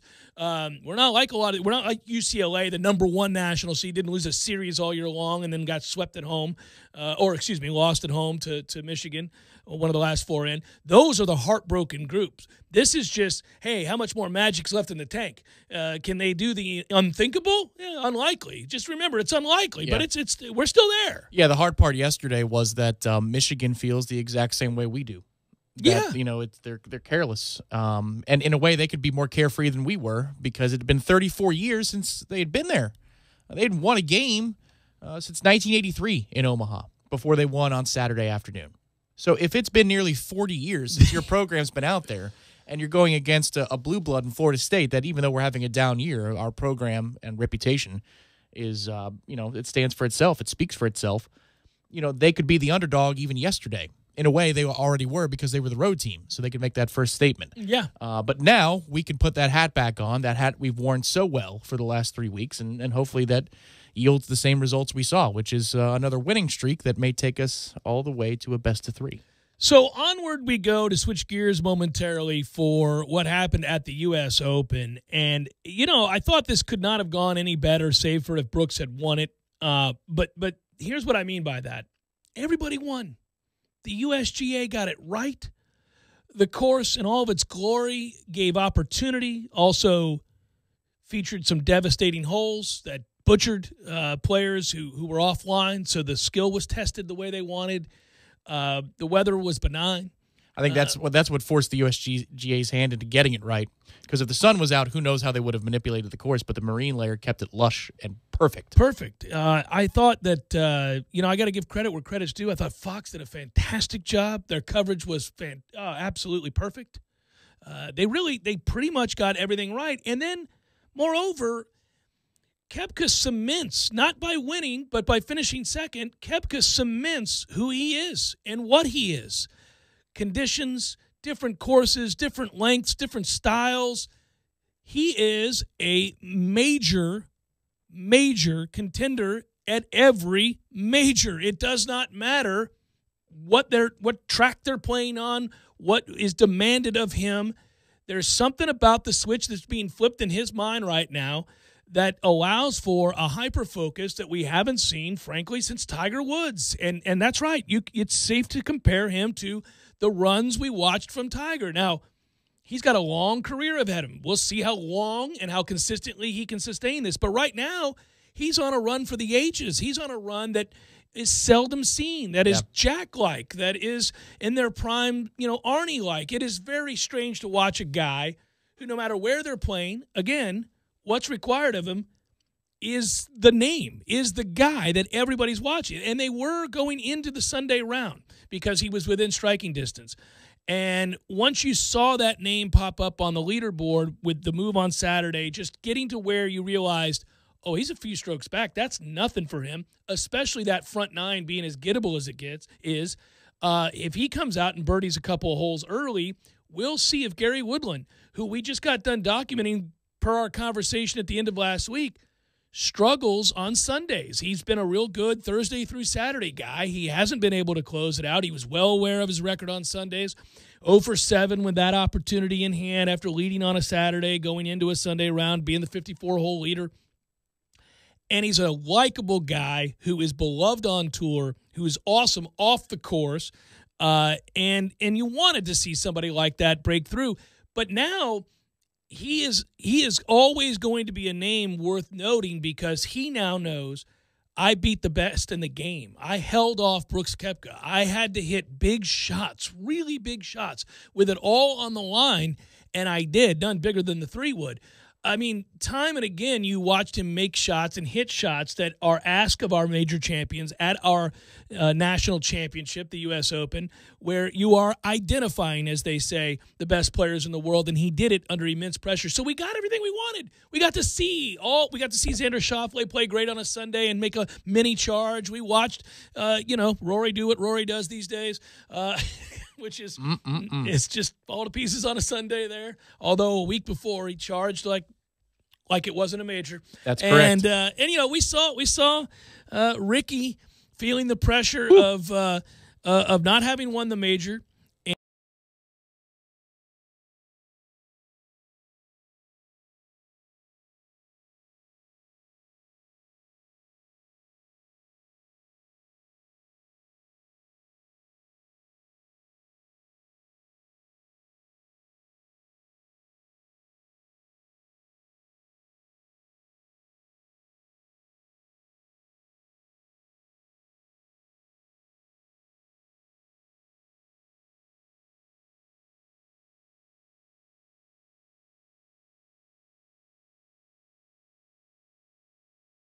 Gary was the toughest, and Brooks is the only player in U.S. Open history, of course, to shoot 4 rounds in the 60s and actually not win that particular year's U.S. Open, but that's because Gary Woodland did it. And you think about some of the big shots he hit. Yeah, the 3-wood from 260 on 14 on Sunday was a big one, but I thought almost equally as big as it's a hidden shot, but it's the putt he hits to close out his round on Friday. It's like a 35, 40-foot putt, and it pushes his lead to another stratosphere. You sleep on that for the night, it gives you the confidence to hit putts like he did all weekend long, including the one that shut the door on the entire thing, which was a really, really cool moment. A real cool moment, and I also thought it was great of Brooks to say afterwards, by the way, Gary played one hell of a round today, quote, props to him, really hung in there. To go out in style like that, that's really cool. So, he appreciated what happened there. And, look, Brooks did what he had to do on that front nine. He went out and went nuts. And I started cracking up laughing. Just that guy is cold-blooded. Yeah. To go out knowing you have to birdie and to birdie 4 of your first 5 holes and say, it's on. It is on.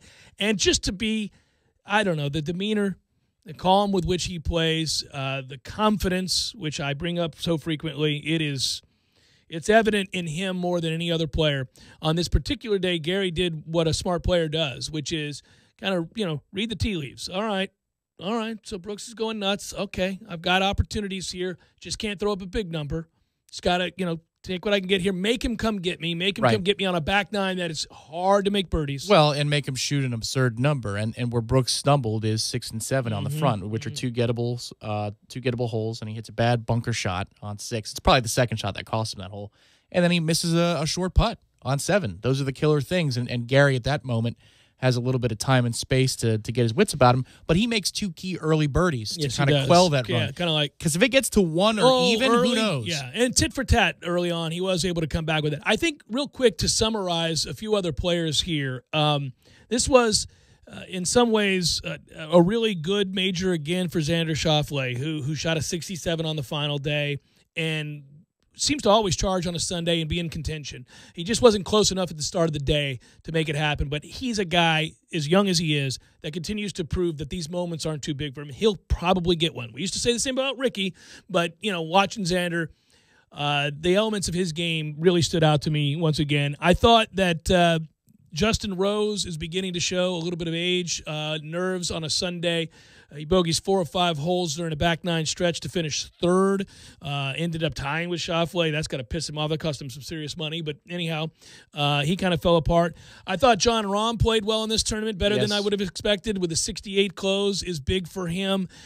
Jay Reevy's a guy I'm beginning to start to circle for maybe going to be in contention for majors here for the next few years. He's a good player. I think what'll be interesting, of course, it'll be the Northern Irish players like Rory, Graham McDowell, and others that'll be the heroes for the next major, which is being played in Ireland, which is really cool. Really cool. But Brooks's caddy grew up within 5 minutes of the golf course that they're going to be playing. And so, in a way, Brooks will be playing a home match. And he'll be a favorite because he's played over there, and he's played in weather, and he's done all of that. He likes people to be against him. I just wonder how that's going to go. I mean, last year was the only blip on the radar in his major season. I remember because I was watching over there, and it was on the local time. But he was top 40, I think. It's a T39, something like that, in the Open. But if you look at all other majors he's played from the beginning of last year through current, he either wins them, or he's in second or sixth. I mean, the last 4. It's win 2, win 2. Yeah, dude. No. He's a world class dominant player that is the favorite to win every major.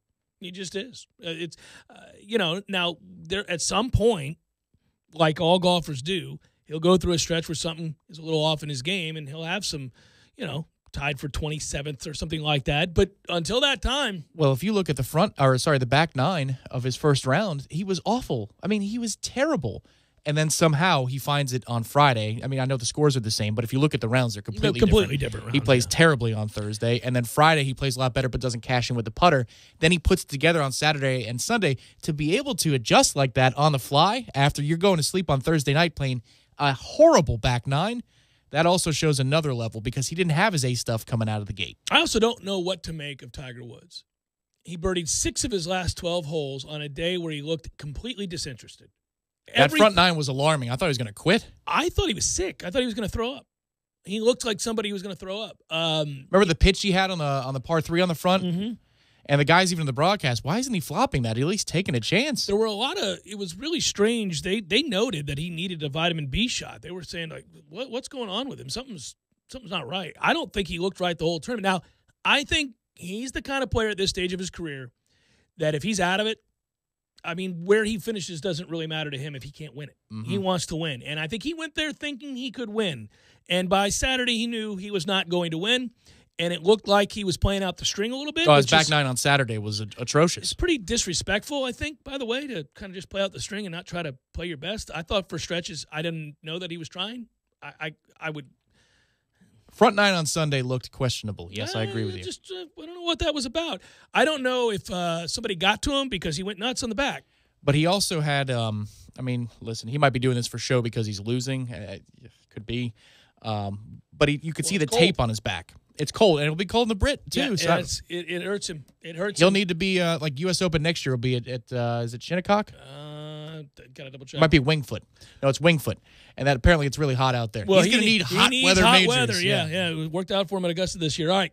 I mean, I just wanted to get the summary there, but I thought this did more. Happy for Gary Woodland. This did more for Brooks in defeat in terms of, again, moving him up in recognition. I'd be interested to hear Trey's thoughts on your Wednesday show because of POA. He actually was putting okay, better than expected, I'm sure, on POA. Yeah. No, I'll ask him. I'll talk to him tonight and tomorrow, so we'll find out. Although it was perfect condition POA. That's true. Sorry, boys, I did not have time to pack. We got this. It's right here, guys. We got this. I thought I could handle it. We got this. Moving doesn't have to be a hassle. Call us first at 2 Men and a Truck. No matter the move, home or business, we'll make it a smooth one. I forgot something. We got this.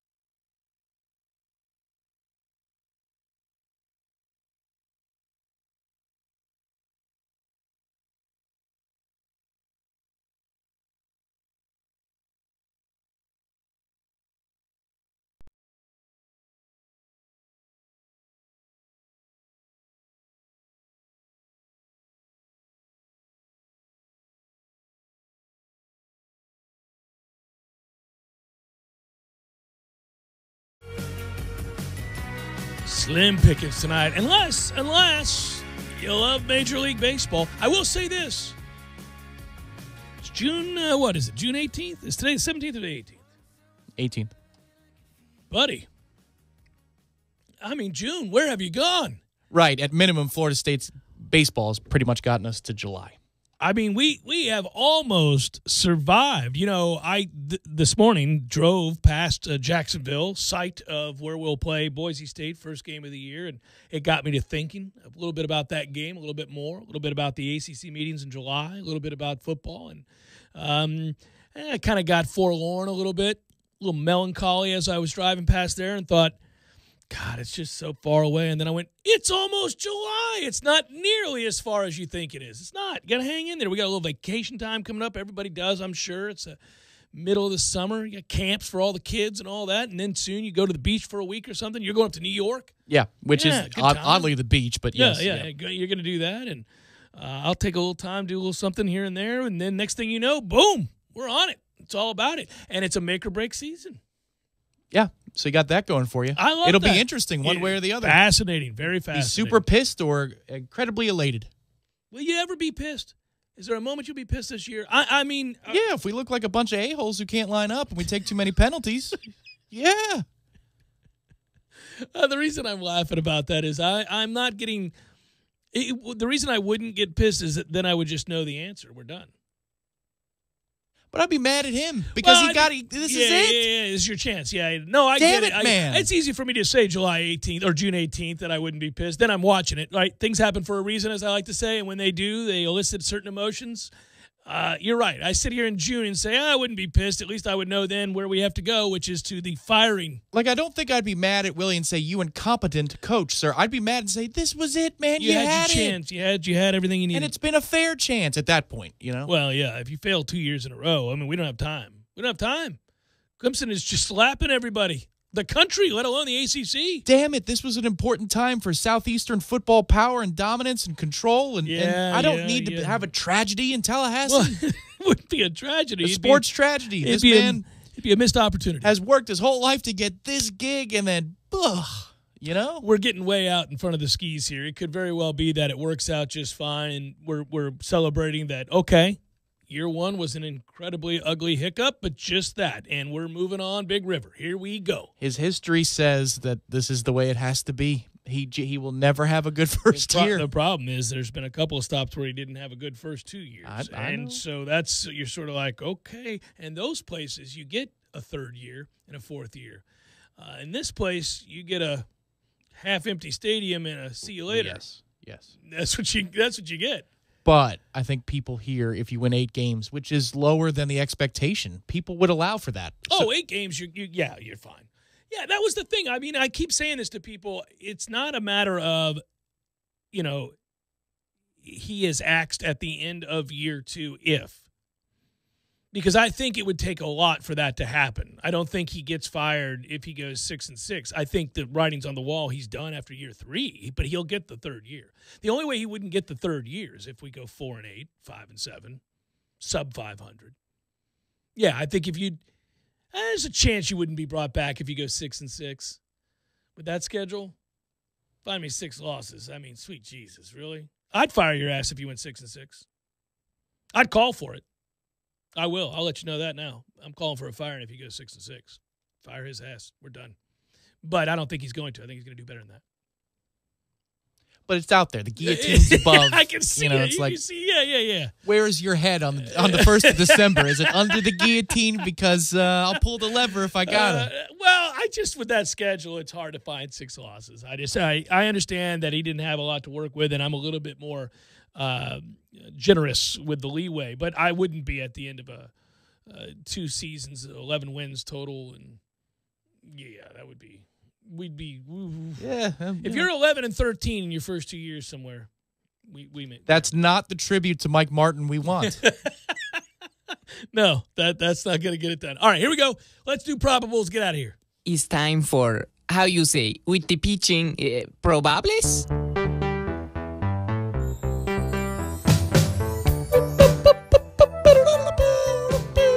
Phillies and Nationals, Jake Arrieta. Patrick Corbin going for the Nats. We got the Rays and the Yankees. Ryan Stanek, J.A. Happ. Let's go Rays. Tigers, Pirates. Daniel Norris, not very good. Mitch Keller, not very good. Two teams, not very good. Angels, Blue Jays. Tyler Skaggs, Marcus Stroman. We got the Astros and the Reds. Justin Verlander, he is good. Jesus, he's good. 9-2 with a 2.41, 125 strikeouts this year. Struck out 15 batters on Wednesday against the Brewers. How old is he? Ancient. It's that second wave that all the greats have. He joined Randy Johnson back in 1998 as the only Astros pitchers to have at least 15 strikeouts and no walks in a game. Oh, my God. I forgot about Astro Randy Johnson. Mm-hmm. He's one strikeout shy of tying Mickey Lolich for 19th all-time on the strikeout list. Remember when Randy Johnson first got to New York and he shoved the cameraman? Yeah. Don't talk to me. Don't talk back to me. Anthony DeScalfini goes for the Reds. The Mets and the Braves. Jacob deGrom, I take it to beer. Julio Teheran goes for the Braves. What do you think about the defending Cy Young Award winner? 1-6 over his last 12 outings, despite throwing out 7 quality starts over that stretch. I mean, he's been good. He hasn't been Cy Young this year. You know, I saw him, he and Teheran face off at Turner Field. That's where they'll be years tonight. Ago. You can hear it right here. They pitch against each other forevermore. Indians, Rangers, Zach Plesac, Adrian Sampson. We got the White Sox and the Cubs. Yvonne Nova, Cole Hamels. Red Sox, Twins. David Price goes for the Bo Sox, who are now 6 games above 500 and slowly. Michael Pineda goes for the Twins. 47-24. I don't remember what date I set or what number I set when I said that at some point people are going to go, wait, did Jeff just say they're 110 wins in? What's going on? Like, what's the number?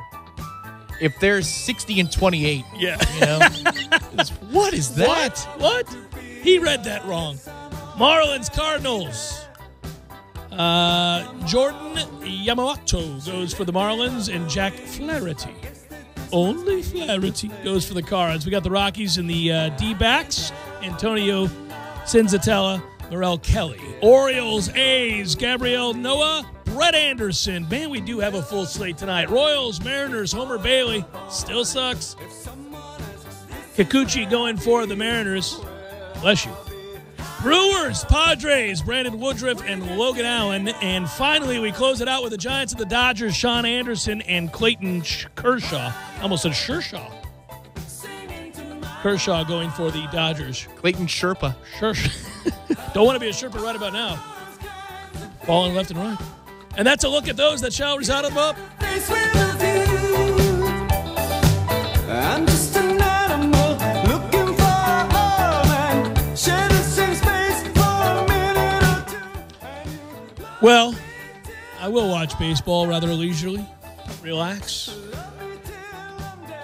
This may be a recovery since we're playing tomorrow. Really would have liked that time away. But since you don't have it, tonight is probably a non-sports night in my household. Got a feeling? Got a feeling about tomorrow? You got to wait till tomorrow morning when you wake up? Any sense one way or the other where this is going? I feel okay. Like it's medium turbulence when you're flying, you know? And it's like not enough to scare you, but you're like, we'll be okay. It's turbulence levels of concern are an interesting topic that we haven't explored because you've seen the footage from that plane over in Europe. It's a in-flight shot on camera, phone camera. Poor lady doing the drinks in the middle of the aisle, flying up in the air, bangs her head against the thing. Drinks go flying over all the passengers. Just a huge dip and shoot up. People are praying in the aisle. I mean, oh my God. Yeah, they were fine, but just mild injuries. I don't think I would recover from that. I've been on some pretty shaky planes. I've never been on one where people are thrown from their feet and chucked down the aisle. Well, I heard horror stories about the AirTran flights from... I took a bunch of AirTran flights. Never had that happen. There was one that was going to Miami years ago that was a big-time issue, but my sister used to fly Tallahassee to Tampa on AirTran. Yeah, and I did too. She didn't really ever have a good one. Well, I never liked it because, first of all, it was a tiny seat that you were sitting. AirTran was, Yeah. I mean, we know what they were. Bargain barrel. But at least you could get from Tally to Tampa and back without much of a problem and relatively cheaply, unlike the sorry-ass situation we find ourselves in now. But that said. Yeah, I feel like this is medium turbulence, where you're like, all right, this is inconvenient, but I'm not bothered. We'll get there. I don't know what Texas Tech's pitcher's offering tomorrow. I'll look at this tonight, but I don't feel real good. We're just not hitting. I don't like our approaches. I don't like the way we look at the plate right now. I see a bunch of lost looks at the plate, trying to pull everything on pitches away. Can't do that. Maybe it's a wake-up call. Maybe we need the juice. We need that juice of elimination, staring elimination in the face. They don't want to go home. Hey, if you get it, and then like you said, you get back to – yeah, it's Drew and then CJ. You got a chance. I would think. I mean, you got it. Yeah. I don't know who the hell we're going to pitch if we get to the finals. It'll be Grady, and then whichever Drew or CJ wants back in. But everybody will be fresh at that point. Yeah, that's true. Because you get the Sunday off day. So the way Scalero pitched or Haney pitched, and the way Velez was in Baton Rouge, you could find a Johnny Holstaff in there. I've been very proud of this pitching staff. There's nothing negative to say about what they've become in the postseason. My goodness gracious, pitching the way they did on the road against LSU, pitching the way they did it on the road in Athens. They've pitched exceptionally well out in Omaha. Obviously, he struck out 17 as a staff last night. No, pitching. I didn't even bring it up. We are pitching with the best of them. That's how you beat an Arkansas 1-0. We are pitching exceptionally well. When you've given up 2 runs in 2 games, you're doing some things. Well, and when Scalaro comes in last night, I'm like, really? We do have an off day even if we lose. Why is Velez not here to hold down the fort and keep it at 2? Strikes out 6. And he double birds towards the rest of the game and says, yeah. You look at my 5 ERA, look at my 6 freaking strikeouts, pal. Get you some of that. Good work out of you. Good work, Matthew. Be well, everybody. Braves baseball is up next. Stay tuned. Take care. We'll talk to you tomorrow.